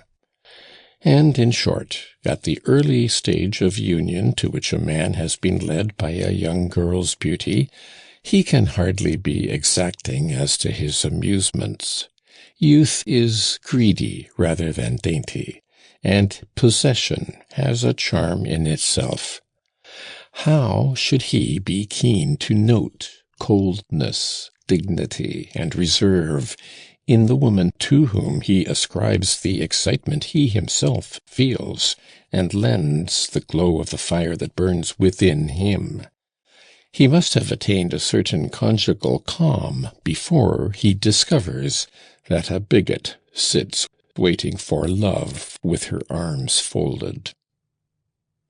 Granville, therefore, believed himself happy till a fatal event brought its influence to bear on his married life. In the month of November 1808, the canon of Bayeux Cathedral, who had been the keeper of Madame Bontemps' conscience and her daughter's, came to Paris, spurred by the ambition to be at the head of a church in the capital, a position which he regarded perhaps as the stepping-stone to a bishopric. On resuming his former control of this wandering lamb, he was horrified to find her already so much deteriorated by the air of Paris, and strove to reclaim her to his chilly fold. Frightened by the exhortations of this priest, a man of about 38, who brought with him into the circle of the enlightened and tolerant Paris clergy the bitter provincial Catholicism and the inflexible bigotry which fetter timid souls with endless exactions, Madame de Granville did penance and returned from her Jansenist errors. It would be tiresome to describe minutely all the circumstances which insensibly brought disaster on this household. It will be enough to relate the simple facts without giving them in strict order of time. The first misunderstanding between the young people was, however, a serious one. When Granville took his wife into society, she never declined solemn functions, such as dinners, concerts, or parties given by the judges superior to her husband in the legal profession. But for a long time she constantly excused herself on the plea of a sick headache when they were invited to a ball. One day Granville, out of patience with these assumed indispositions, destroyed a note of invitation to a ball at the house of a councillor of state, and gave his wife only a verbal invitation. Then, on the evening, her health being quite above suspicion, he took her to a magnificent entertainment.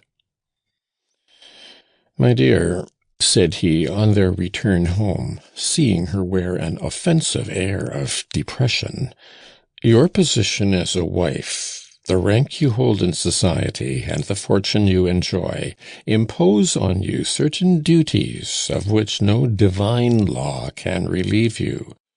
Are you not your husband's pride? You are required to go to balls when I go, and to appear in a becoming manner."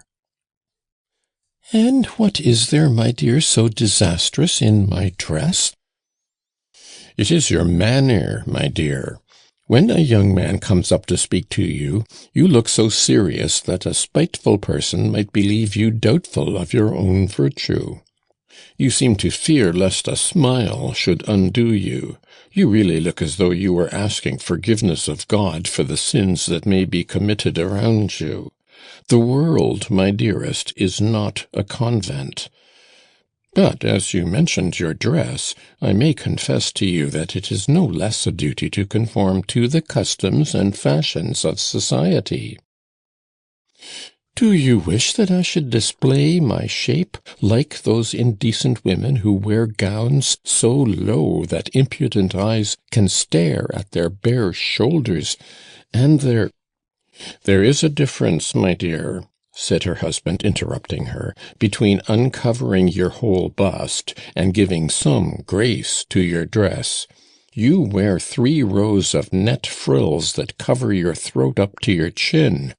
You look as if you had desired your dressmaker to destroy the graceful line of your shoulders and bosom with as much care as a coquette would devote to obtaining from hers a bodice that might emphasize her covered form.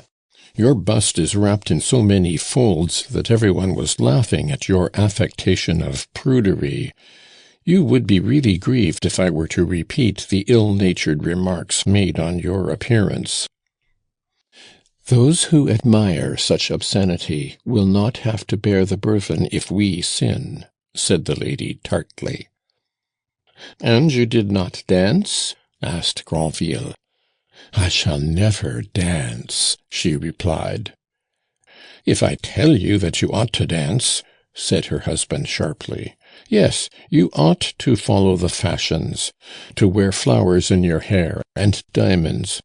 Remember, my dear, that rich people, and we are rich, are obliged to keep up luxury in the state. Is it not far better to encourage manufacturers than to distribute money in the form of alms through the medium of the clergy?" "You talk as a statesman," said Angélique. "And you as a priest," he retorted. The discussion was bitter. Madame de Granville's answers, though spoken very sweetly and in a voice as clear as a church bell, showed an obstinacy that betrayed priestly influence. When she appealed to the rights secured to her by Granville's promise, she added that her director specially forbade her going to balls. Then her husband pointed out to her that the priest was overstepping the regulations of the church. This odious theological dispute was renewed with great violence and acerbity on both sides, when Granville proposed to take his wife to the play. Finally, the lawyer, whose sole aim was to defeat the pernicious influence exerted over his wife by her old confessor, placed the question on such a footing that Madame de Granville, in a spirit of defiance, referred it by writing to the court of Rome, asking in so many words whether a woman could wear low gowns and go to the play and to balls without compromising her salvation. The reply of the venerable Pope Pius VII came at once, strongly condemning the wife's recalcitrancy and blaming the priest. This letter, a chapter on conjugal duties, might have been dictated by the spirit of Fénelon, whose grace and tenderness pervaded every line. "A wife is right to go wherever her husband may take her. Even if she sins by his command, she will not be ultimately held answerable." These 2 sentences of the Pope's homily only made Madame de Granville and her director accuse him of irreligion. But before this letter had arrived, Granville had discovered the strict observance of fast days that his wife forced upon him, and gave his servants orders to serve him with meat every day in the year. However much annoyed his wife might be by these commands, Granville, who cared not a straw for such indulgence or abstinence, persisted with manly determination. Is it not an offence to the weakest creature that can think at all to be compelled to do, by the will of another, anything that he would otherwise have done simply of his own accord? Of all forms of tyranny, the most odious is that which constantly robs the soul of the merit of its thoughts and deeds. It has to abdicate without having reigned. The word we are readiest to speak, the feelings we most love to express, die when we are commanded to utter them. Ere long, the young man ceased to invite his friends, to give parties or dinners. The house might have been shrouded in crape. A house where the mistress is a bigot has an atmosphere of its own. The servants, who are, of course, under her immediate control, are chosen among a class who call themselves pious, and who have an unmistakable physiognomy. Just as the jolliest fellow alive, when he joins the gendarmerie, has the countenance of a gendarme, so those who give themselves over to the practices of devotion acquire a uniform expression. The habit of lowering their eyes and preserving a sanctimonious mien clothes them in a livery of hypocrisy which rogues can affect to perfection. And besides, bigots constitute a sort of republic. They all know each other. The servants they recommend and hand on from one to another are a race apart, and preserved by them, as horse breeders will admit no animal into their stables that has not a pedigree. The more the impious, as they are thought, come to understand a household of bigots, the more they perceive that everything is stamped with an indescribable squalor. They find there, at the same time, an appearance of avarice and mystery, as in a miser's home, and the dank scent of cold incense which gives a chill to the stale atmosphere of a chapel. This methodical meanness, this narrowness of thought, which is visible in every detail, can only be expressed by one word: bigotry. In these sinister and pitiless houses, bigotry is written on the furniture, the prints, the pictures. Speech is bigoted. The silence is bigoted. The faces are those of bigots. The transformation of men and things into bigotry is an inexplicable mystery, but the fact is evident. Everybody can see that bigots do not walk, do not sit, do not speak, as men of the world walk, sit, and speak. Under their roof, everyone is ill at ease. No one laughs. Stiffness and formality infect everything, from the mistress's cap down to her pincushion. Eyes are not honest. The folks are more like shadows, and the lady of the house seems perched on a throne of ice. One morning poor Granville discerned with grief and pain that all the symptoms of bigotry had invaded his home. There are in the world different spheres in which the same effects are seen, though produced by dissimilar causes. Dullness hedges such miserable homes round with walls of brass, enclosing the horrors of the desert and the infinite void. The home is not so much a tomb as that far worse thing, a convent. In the center of this icy sphere, the lawyer could study his wife dispassionately. He observed, not without keen regret, the narrow-mindedness that stood confessed in the very way that her hair grew, low on the forehead, which was slightly depressed. He discovered in the perfect regularity of her features a certain set rigidity, which before long made him hate the assumed sweetness that had bewitched him. Intuition told him that one day of disaster those thin lips might say, "My dear, it is for your good." Madame de Granville's complexion was acquiring a dull pallor and an austere expression that were a killjoy to all who came near her. Was this change wrought by the ascetic habits of a Pharisaism, which is not piety any more than avarice is economy? It would be hard to say. Beauty without expression is perhaps an imposture. This imperturbable set smile that the young wife always wore when she looked at Granville seemed to be a sort of Jesuitical formula of happiness by which she thought to satisfy all the requirements of married life. Her charity was an offense. Her soulless beauty was monstrous to those who knew her. The mildness of her speech was an irritation. She acted not on feeling, but on duty. There are faults which may yield, in a wife, to the stern lessons of experience, or to a husband's warnings, but nothing can counteract false ideas of religion. An eternity of happiness to be won, set in the scale against worldly enjoyment, triumphs over everything, and makes every pang endurable. Is it not the apotheosis of egotism, of self beyond the grave? Thus even the Pope was censured at the tribunal of the priest and the young devotee.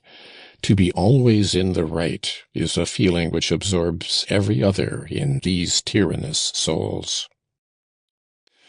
For some time past, a secret struggle had been going on between the ideas of the husband and wife, and the young man was soon weary of a battle to which there could be no end. What man, what temper, can endure the sight of a hypocritically affectionate face and categorical resistance to his slightest wishes?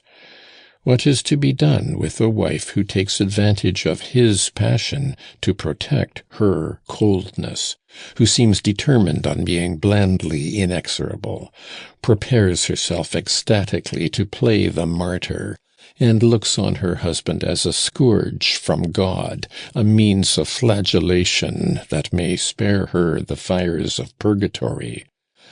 What picture can give an idea of these women who make virtue hateful by defying the gentle precepts of that faith which St. John epitomized in the words, "Love one another"? If there was a bonnet to be found in the milliner's shop that was condemned to remain in the window, or to be packed off to the colonies, Granville was certain to see it on his wife's head. If a material of bad color or hideous design were to be found, she would select it. These hapless bigots are heartbreaking in their notions of dress. Want of taste is a defect inseparable from false pietism. And so, in the home life that needs the fullest sympathy, Granville had no true companionship. He went out alone to parties and the theatres. Nothing in his house appealed to him. A huge crucifix that hung between his bed and Angelique's seemed figurative of his destiny. Does it not represent a murdered divinity, a man-god, done to death in all the prime of life and beauty? The ivory of that cross was less cold than Angelique crucifying her husband under the plea of virtue. This it was that lay at the root of their woes. The young wife saw nothing but duty where she should have given love. Here, one Ash Wednesday, rose the pale and spectral form of fasting in Lent, of total abstinence, commanded in a severe tone, and Granville did not deem it advisable to write in his turn to the Pope and take the opinion of the consistory on the proper way of observing Lent, the ember days, and the eve of great festivals. His misfortune was too great. He could not even complain, for what could he say? He had a pretty young wife attached to her duties, virtuous, nay, a model of all the virtues. She had a child every year, nursed them herself, and brought them up in the highest principles. Being charitable, Angélique was promoted to rank as an angel. The old women who constituted the circle in which she moved, for at that time it was not yet the thing for young women to be religious as a matter of fashion, all admired Madame de Granville's piety, and regarded her, not indeed as a virgin, but as a martyr. They blamed not the wife's scruples, but the barbarous philoprogenitiveness of the husband.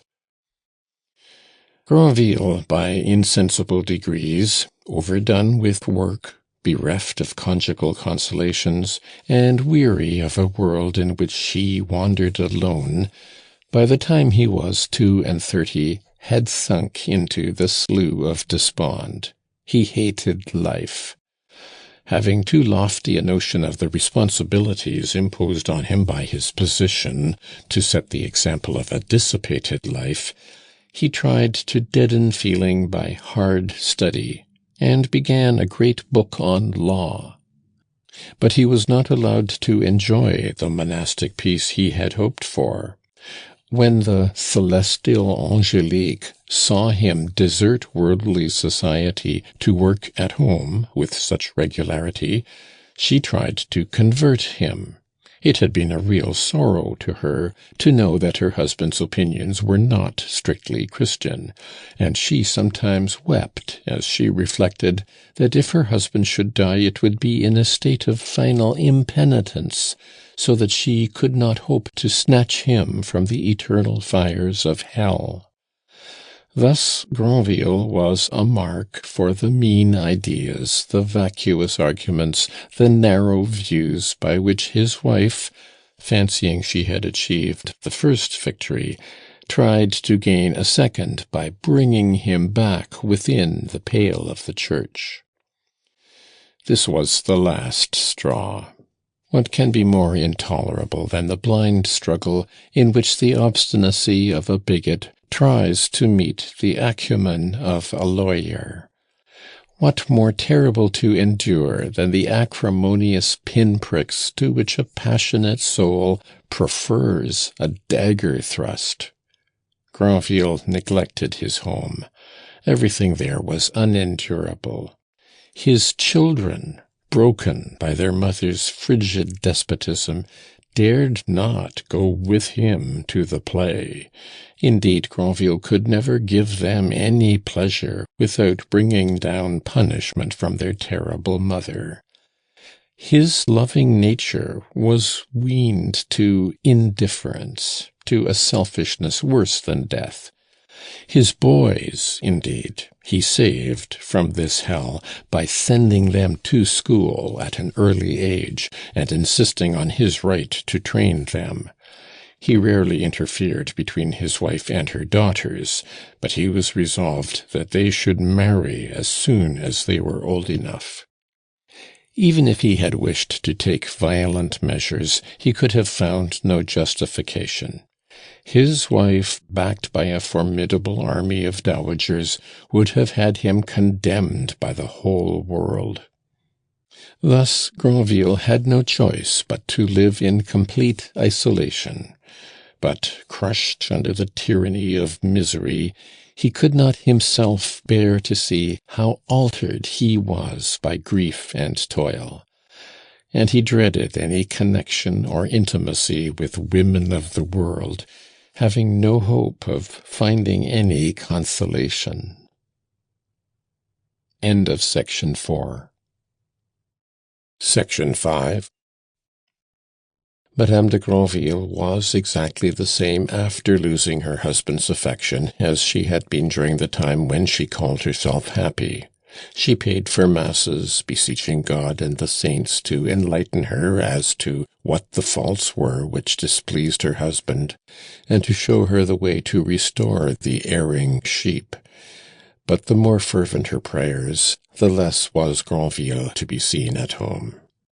For about 5 years now, having achieved a high position as a judge, Granville had occupied the entresol of the house, to avoid living with the Comtesse de Granville.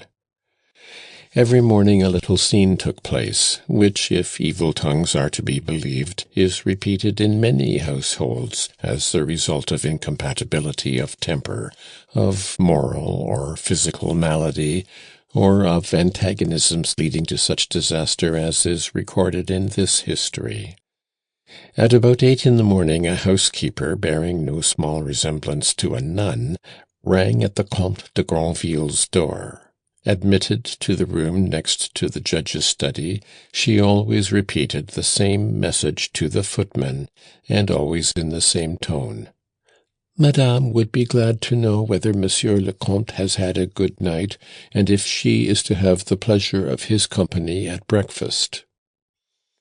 "Monsieur presents his compliments to Madame la Comtesse," the valet would say, after speaking with his master, "and begs her to hold him excused. Important business compels him to be in court this morning."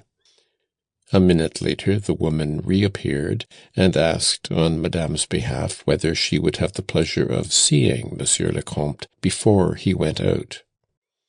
"He is gone," was always the reply, though often his carriage was still waiting.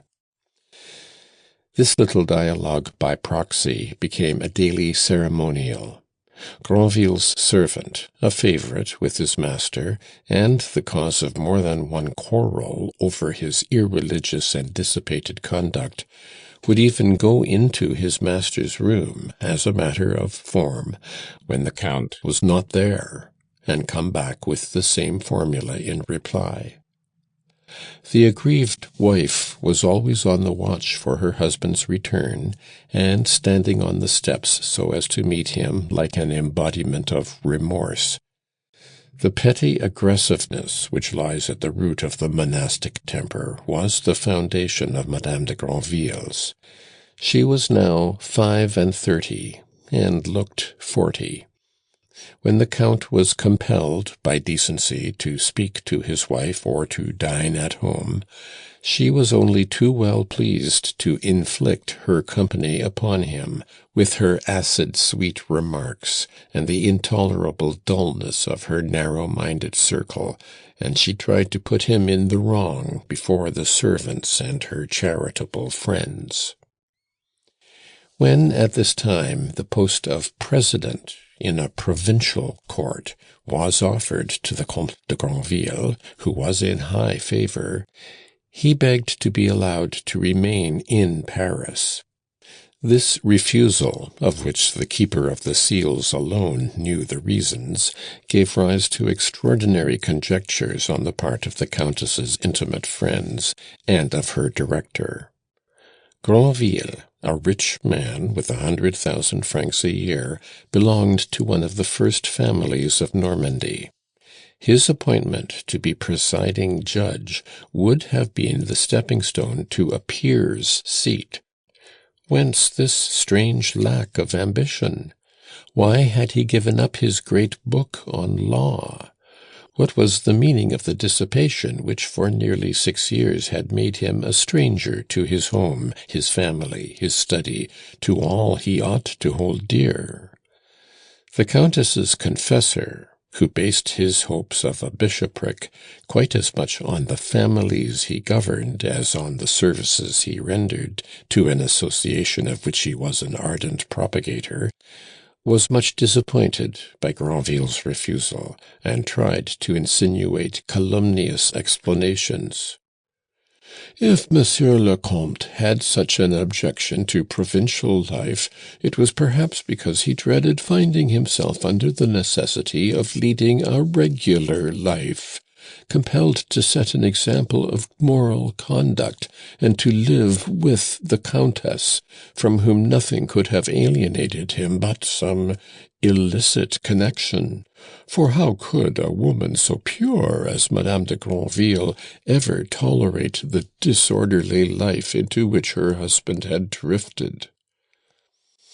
The sanctimonious woman accepted as facts these hints, which unluckily were not merely hypothetical, and Madame de Granville was stricken as by a thunderbolt. Angélique, knowing nothing of the world, of love and its follies, was so far from conceiving of any conditions of married life unlike those that had alienated her husband as possible, that she believed him to be incapable of the errors which are crimes in the eyes of any wife. When the Count ceased to demand anything of her, she imagined that the tranquillity he now seemed to enjoy was in the course of nature, and as she had really given to him all the love which her heart was capable of feeling for a man, while the priest's conjectures were the utter destruction of the illusions she had hitherto cherished, she defended her husband. At the same time, she could not eradicate the suspicion that had been so ingeniously sown in her soul. These alarms wrought such havoc in her feeble brain that they made her ill. She was worn by low fever. These incidents took place during Lent 1822. She would not pretermit her austerities, and fell into a decline that put her life in danger. Granville's indifference was added torture. His care and attention were such as a nephew feels himself bound to give to some old uncle.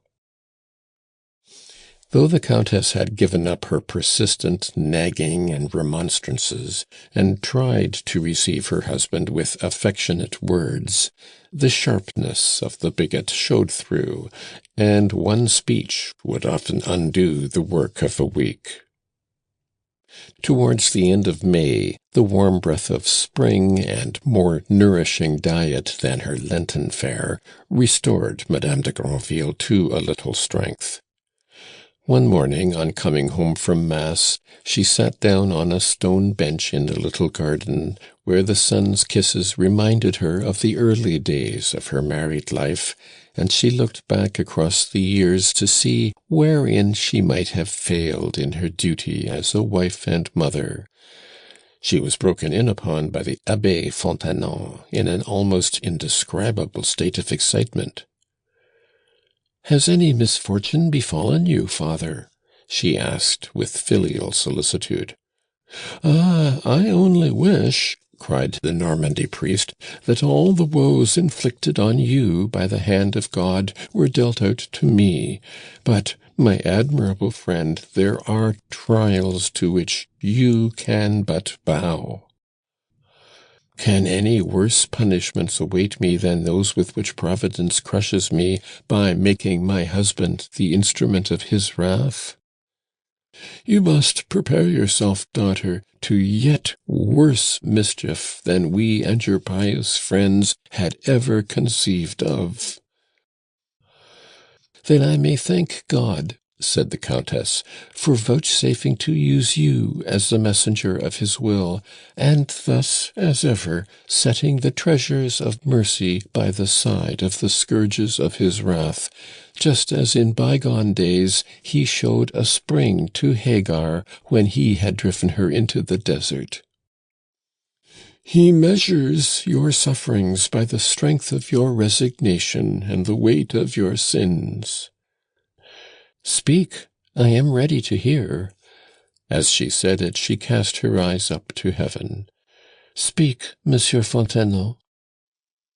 "For 7 years, Monsieur Granville has lived in sin with a concubine, by whom he has 2 children, and on this adulterous connection he has spent more than 500,000 francs, which ought to have been the property of his legitimate family."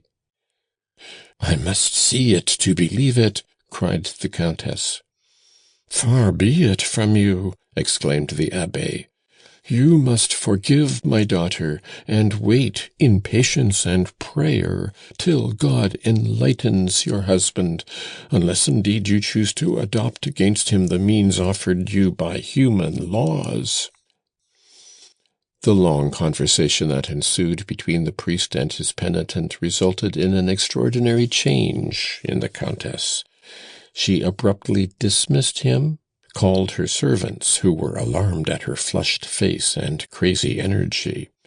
She ordered her carriage, countermanded it, changed her mind 20 times in the hour, but at last, at about 3 o'clock, as if she had come to some great determination, she went out, leaving the whole household in amazement at such a sudden transformation. "Is the Count coming home to dinner?" she asked of his servant, to whom she would never speak.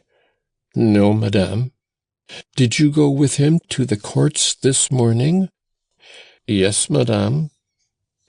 "And today is Monday?" "Yes, madame."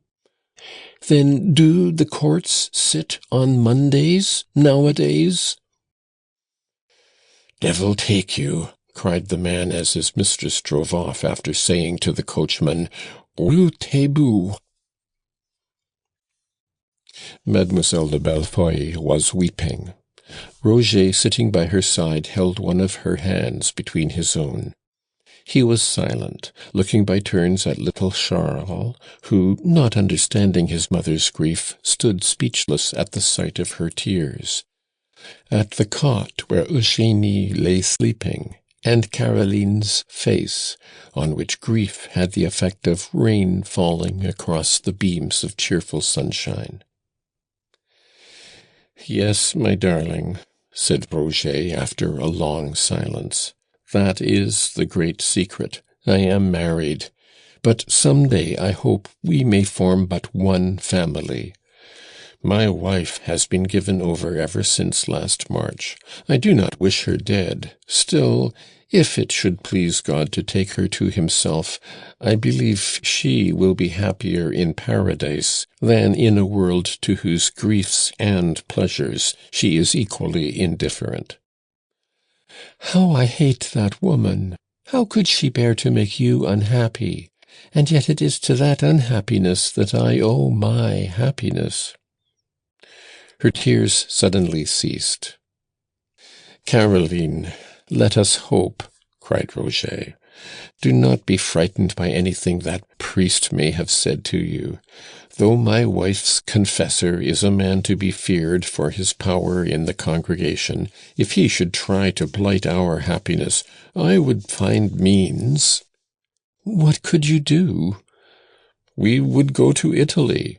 I would fly." A shriek that ran out from the adjoining room made Roger start and Mademoiselle de Bellefeuille quake, but she rushed into the drawing-room, and there found Madame de Granville in a dead faint. When the Countess recovered her senses, she sighed deeply on finding herself supported by the Count and her rival, whom she instinctively pushed away with a gesture of contempt. Mademoiselle de Bellefeuille rose to withdraw. "You are at home, madame," said Granville, taking Caroline by the arm. "Stay." The judge took up his wife in his arms, carried her to the carriage, and got into it with her. "Who is it that has brought you to the point of wishing me dead, of resolving to fly?" asked the Countess, looking at her husband with grief mingled with indignation. "Was I not young? You thought me pretty. What fault have you to find with me? Have I been false to you? Have I not been a virtuous and well-conducted wife? My heart has cherished no image but yours. My ears have listened to no other voice. What duty have I failed in? What have I ever denied you?" "Happiness, madame," said the Count severely. "You know, madame, that there are 2 ways of serving God. Some Christians imagine that by going to church at fixed hours to say a Pater Noster, by attending Mass regularly and avoiding sin, they may win heaven. But they, madame, will go to hell.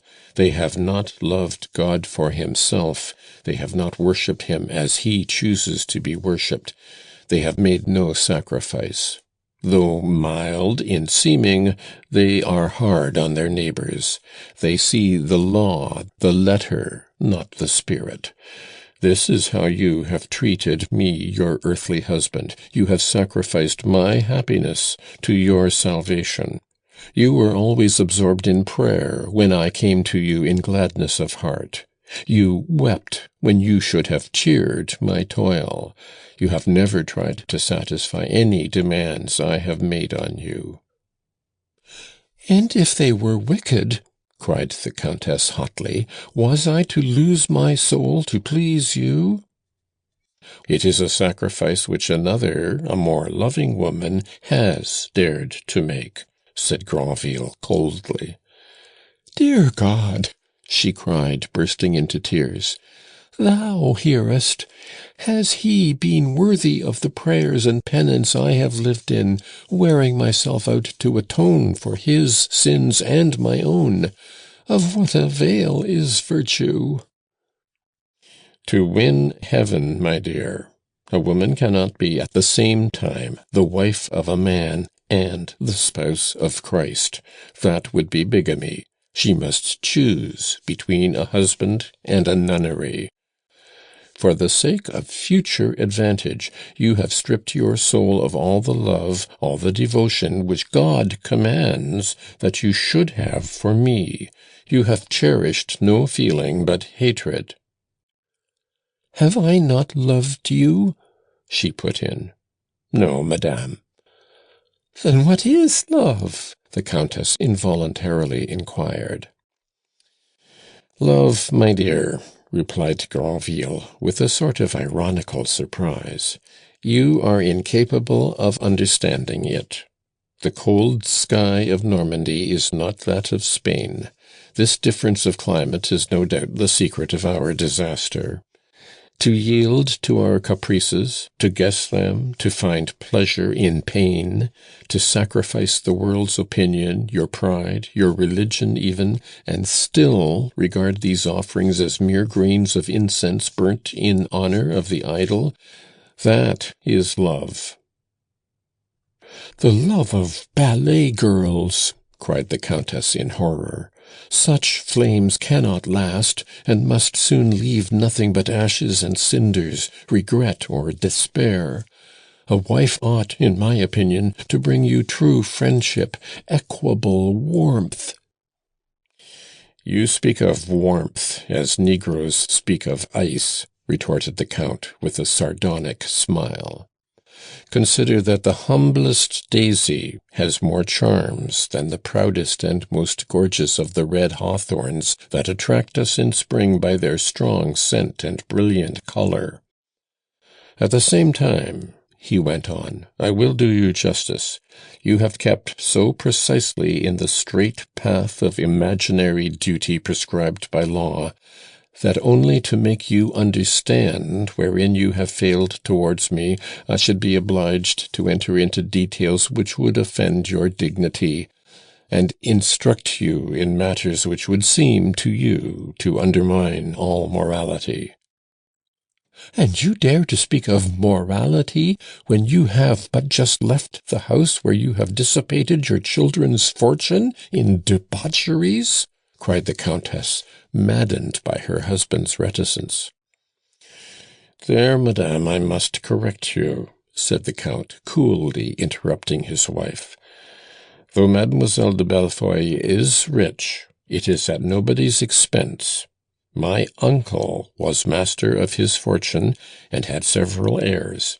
In his lifetime, and out of pure friendship, regarding her as his niece, he gave her the little estate of Bellefeuille.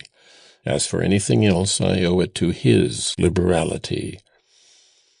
"Such conduct is only worthy of a Jacobin," said the sanctimonious Angélique. "Madame, you are forgetting that your own father was one of the Jacobins whom you scorn so uncharitably," said the Count severely. "Citizen Bontemps was signing death warrants at a time when my uncle was doing France good service." Madame de Granville was silenced. But after a short pause, the remembrance of what she had just seen reawakened in her soul the jealousy which nothing can kill in a woman's heart, and she murmured, as if to herself, "How can a woman thus destroy her own soul and that of others?" "Bless me, madame," replied the Count, tired of this dialogue. You yourself may some day have to answer that question." The Countess was scared. "You perhaps will be held excused by the merciful judge who will weigh our sins," he went on, "in consideration of the conviction with which you have worked out my misery. I do not hate you, I hate those who have perverted your heart and your reason. You have prayed for me, just as Mademoiselle de Bellefeuille has given me her heart and crowned my life with love. You should have been my mistress and the prayerful saint by turns. Do me the justice to confess that I am no reprobate, no debauchee. My life was cleanly.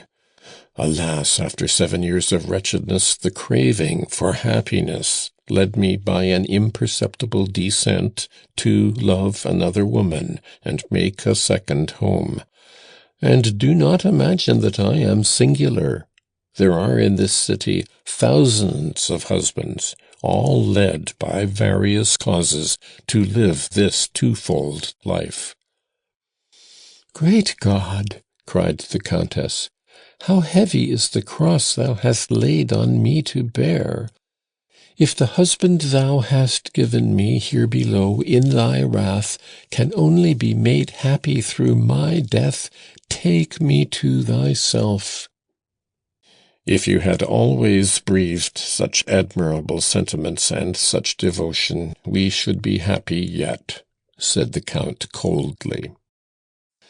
"Indeed," cried Angélique, melting into a flood of tears. "Forgive me if I have done any wrong. Yes, monsieur, I am ready to obey you in all things, feeling sure that you will desire nothing but what is just and natural. Henceforth I will be all you can wish your wife to be." "If your purpose, madame, is to compel me to say that I no longer love you, I shall find the cruel courage to tell you so. Can I command my heart? Can I wipe out in an instant the traces of 15 years of suffering? I have ceased to love. These words contain a mystery as deep as lies the words I love. Esteem, respect, friendship may be won, lost, regained, but as to love, I might school myself for 1,000 years, and it would not blossom again, especially for a woman too old to respond to it." "I hope, Monsieur le Comte, I sincerely hope that such words may not be spoken to you some day by the woman you love, and in such a tone and accent." "Will you put on a dress à la grecque this evening, and come to the opera?" The shudder with which the Countess received the suggestion was a mute reply. Early in December 1833, a man whose perfectly white hair and worn features seemed to show that he was aged by grief rather than by years, was walking at midnight along the Rue Gaillon. Having reached a house of modest appearance and only 2 stories high, he paused to look up at one of the attic windows that pierced the roof at regular intervals. A dim light scarcely showed through the humble panes, some of which had been repaired with paper. The man below was watching the wavering glimmer with the vague curiosity of a Paris idler, when a young man came out of the house. As the light of the street lamp fell full on the face of the first comer, it will not seem surprising that, in spite of the darkness, this young man went towards the passer-by, though with the hesitancy that is usual when we have any fear of making a mistake in recognizing an acquaintance. "What, is it you?" cried he. "Monsieur le Président! Alone at this hour, and so far from the Rue Saint-Lazare. Allow me to have the honor of giving you my arm. The pavement is so greasy this morning that if we do not hold each other up," he added, to soothe the elder man's susceptibilities, "we shall find it hard to escape a tumble." But, my dear sir, I am no more than 55, unfortunately for me, replied the Comte de Granville. A physician of your celebrity must know that at that age a man is still hale and strong. Then you are in waiting on a lady, I suppose, replied Horace Bianchon. You are not, I imagine, in the habit of going about Paris on foot, when a man keeps such fine horses. Still, when I am not visiting in the evening, I commonly return from the courts or the club on foot, replied the Count. And with large sums of money about you, perhaps, cried the doctor. It is a positive invitation to the assassin's knife. I am not afraid of that, said Granville, with melancholy indifference. But at least do not stand about, said the doctor, leading the Count towards the boulevard. A little more, and I shall believe that you are bent on robbing me of your last illness, and dying by some other hand than mine. You caught me playing the spy, said the Count. Whether on foot or in a carriage, and at whatever hour of the night I may come by, I have for some time past observed at a window on the 3rd floor of your house the shadow of a person who seems to work with heroic constancy. The Count paused as if he felt some sudden pain. And I take as great an interest in that garret, he went on, as a citizen of Paris must feel in the finishing of the Palais Royal. Well, said Horace Bianchon eagerly, I can tell you. Tell me nothing, replied Granville, cutting the doctor short. I would not give a centime to know whether the shadow that moves across that shabby blind is that of a man or a woman, nor whether the inhabitant of that attic is happy or miserable, though I was surprised to see no one at work there this evening, and though I stopped to look, it was solely for the pleasure of indulging in conjectures as numerous and as idiotic as those of idlers who see a building left half finished. For 9 years my young— The Count hesitated to use a word, then he waved his hand, exclaiming, No, I will not say friend. I hate everything that savours of sentiment. Well, for 9 years past, I have ceased to wonder that old men amuse themselves with growing flowers and planting trees. The events of life have taught them disbelief in all human affection, and I grew old within a few days. I will no longer attach myself to any creature, but to unreasoning animals, or plants, or superficial things. I think more of Taglione's grace than of all human feeling. I abhor life and the world in which I live alone. Nothing, he went on in a tone that startled the younger man. No, nothing can move or interest me. But you have children. My children, he repeated bitterly. Yes, well, is not my eldest daughter the Comtesse de Vandenesse? The other will, through her sister's connections, make some good match. As to my sons, have they not succeeded? The Viscount was public prosecutor at Limoges, and is now president of the court at Orléans. The younger is public prosecutor in Paris. My children have their own cares, their own anxieties, and business to attend to.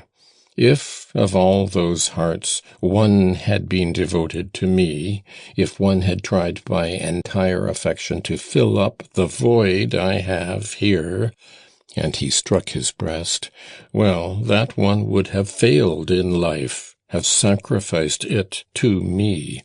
And why should he? Why? To bring sunshine into my few remaining years, and would he have succeeded?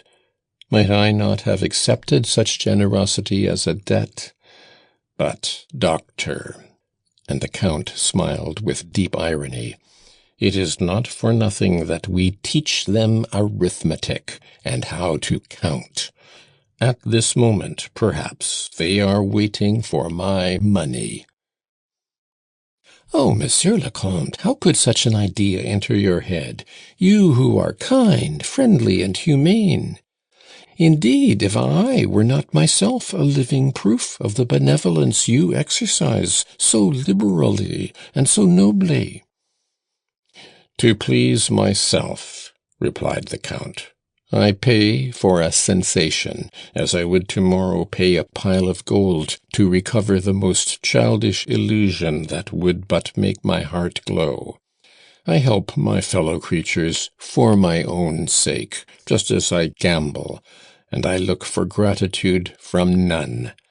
I should see you die without blinking, and I beg of you to feel the same with regard to me. I tell you, young man, the events of life have swept over my heart like the lavas of Vesuvius over Herculaneum. The town is there, dead." "Those who have brought a soul as warm and as living as yours was to such a pitch of indifference are indeed guilty." "Say no more," said the Count, with a shudder of aversion. "You have a malady which you ought to allow me to treat," said Bianchon in a tone of deep emotion. "What, do you know of a cure for death?" cried the Count irritably. "I undertake, Monsieur le Comte, to revive the heart you believe to be frozen." "Are you a match for Talma, then?" asked the Count satirically. "No, Monsieur le Comte, but nature is as far above Talma as Talma is superior to me. Listen. The garret you are interested in is inhabited by a woman of about 30, and in her love is carried to fanaticism. The object of her adoration is a young man of pleasing appearance, but endowed by some malignant fairy with every conceivable vice. This fellow is a gambler, and it is hard to say which he is most addicted to, wine or women. He has, to my knowledge, committed acts deserving punishment by law. Well, and to him this unhappy woman sacrificed a life of ease, a man who worshipped her and the father of her children. But what is wrong, Monsieur le Comte?" "Nothing. Go on." "She has allowed him to squander a perfect fortune. She would, I believe, give him the world if she had it. She works night and day, and many a time she has, without a murmur, seen the wretch she adores rob her even of the money saved to buy the clothes the children need and their food for the morrow. Only 3 days ago she sold her hair, the finest hair I ever saw. He came in, she could not hide the gold piece quickly enough, and he asked her for it. For a smile, for a kiss, she gave up the price of a fortnight's life and peace. Is it not dreadful, and yet sublime? But work is wearing her cheeks hollow. Her children's crying has broken her heart. She is ill, and at this moment on her wretched bed. This evening they had nothing to eat. The children have not strength to cry. They were silent when I went up." Horace Bianchon stood still. Just then the Comte de Granville, in spite of himself, as it were, had put his hand into his waistcoat pocket. "I can guess, my young friend, how it is that she is yet alive, if you attend her," said the elder man. "Oh, poor soul!" cried the doctor. "Who could refuse to help her? I only wish I were richer, for I hope to cure her of her passion." "But how can you expect me to pity a form of misery of which the joys, to me, would seem cheaply purchased with my whole fortune?" exclaimed the Count, taking his hand out of his pocket, empty of the notes which Bianchon had supposed his patron to be feeling for. "That woman feels. She is alive. Would not Louis XV have given his kingdom to rise from the grave and have 3 days of youth and life? And is not that the history of thousands of dead men, thousands of sick men, thousands of old men?" "Poor Caroline!" cried Bianchon. As he heard the name, the Count shuddered, and grasped the doctor's arm with the grip of an iron vice, as it seemed to Bianchon. "Her name is Caroline Crochard?" asked the president, in a voice that was evidently broken. "Then you know her?" said the doctor, astonished. "And the wretch's name is Solvay. Aye, you have kept your word," exclaimed Granville. "You have roused my heart to the most terrible pain it can suffer till it is dust. That emotion, too, is a gift from hell, and I always know how to pay those debts." By this time the Count and the doctor had reached the corner of the Rue de la Chaussée-d'Antin. One of those night birds who wander round with a basket on their back and crook in hand, and were, during the Revolution, facetiously called the Committee of Research, was standing by the curbstone where the two men now stopped. This scavenger had a shriveled face worthy of those immortalized by Charlet in his caricatures of the sweepers of Paris. "Do you ever pick up 1,000-franc note?" "Now and then, master." "And you restore them?" "It depends on the reward offered." "You're the man for me," cried the Count, giving the man 1,000-franc note. "Take this, but remember I give it to you on condition of your spending it at the wine shop, of your getting drunk, fighting, beating your wife, blacking your friends' eyes. That will give work to the watch, the surgeon, the druggist, perhaps to the police, the public prosecutor, the judge, and the prison warders. Do not try to do anything else, or the devil will be revenged on you sooner or later." A draftsman would need at once the pencil of Charlet and of Callot, the brush of Teniers and of Rembrandt, to give a true notion of this night scene.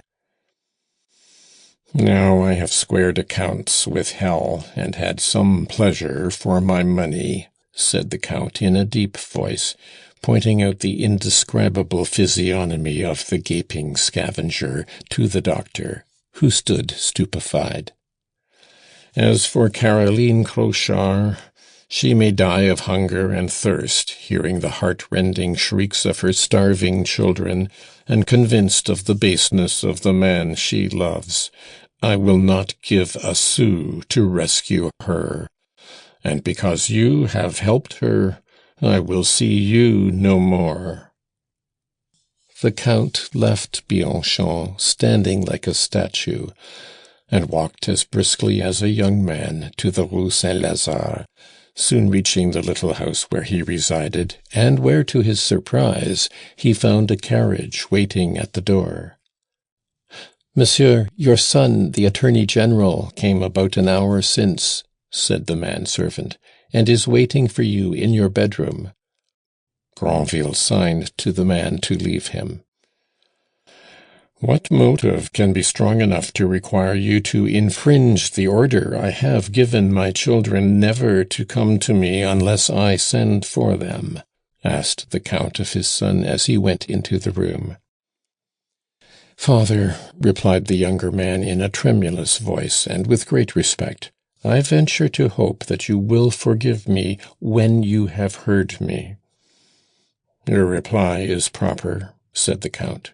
"Sit down," and he pointed to a chair. "But whether I walk up and down or take a seat, speak without heeding me."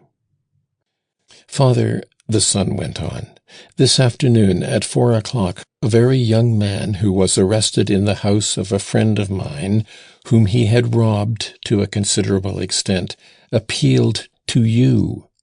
He says he is your son." "His name?" asked the Count hoarsely. "Charles Clochard." "That will do," said the father with an imperious wave of the hand. Granville paced the room in solemn silence, and his son took care not to break it. "My son," he began, and the words were pronounced in a voice so mild and fatherly that the young lawyer started. "Charles Clochard spoke the truth. I am glad you came to me tonight, my good Eugène," he added. "Here is a considerable sum of money," and he gave him a bundle of banknotes. "You can make any use of them you think proper in this matter. I trust you implicitly, and approve beforehand whatever arrangements you may make, either in the present or for the future. Eugène, my dear son, kiss me. We part, perhaps for the last time. I shall tomorrow crave my dismissal from the king, and I am going to Italy. Though a father owes no account of his life to his children, he is bound to bequeath to them the experience fate sells him so dearly. Is it not a part of their inheritance? When you marry," the Count went on with a little involuntary shudder, "do not undertake it lightly. That act is the most important of all which society requires of us. Remember to study at your leisure the character of the woman who is to be your partner. But consult me too. I will judge of her myself. A lack of union between husband and wife, from whatever cause, leads to terrible misfortune. Sooner or later we are always punished for contravening the social law. But I will write to you on this subject from Florence. A father who has the honor of presiding over a Supreme Court of Justice must not have to blush in the presence of his son. Goodbye." End of section 5.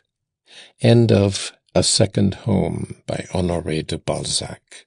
Translated by Clara Bell.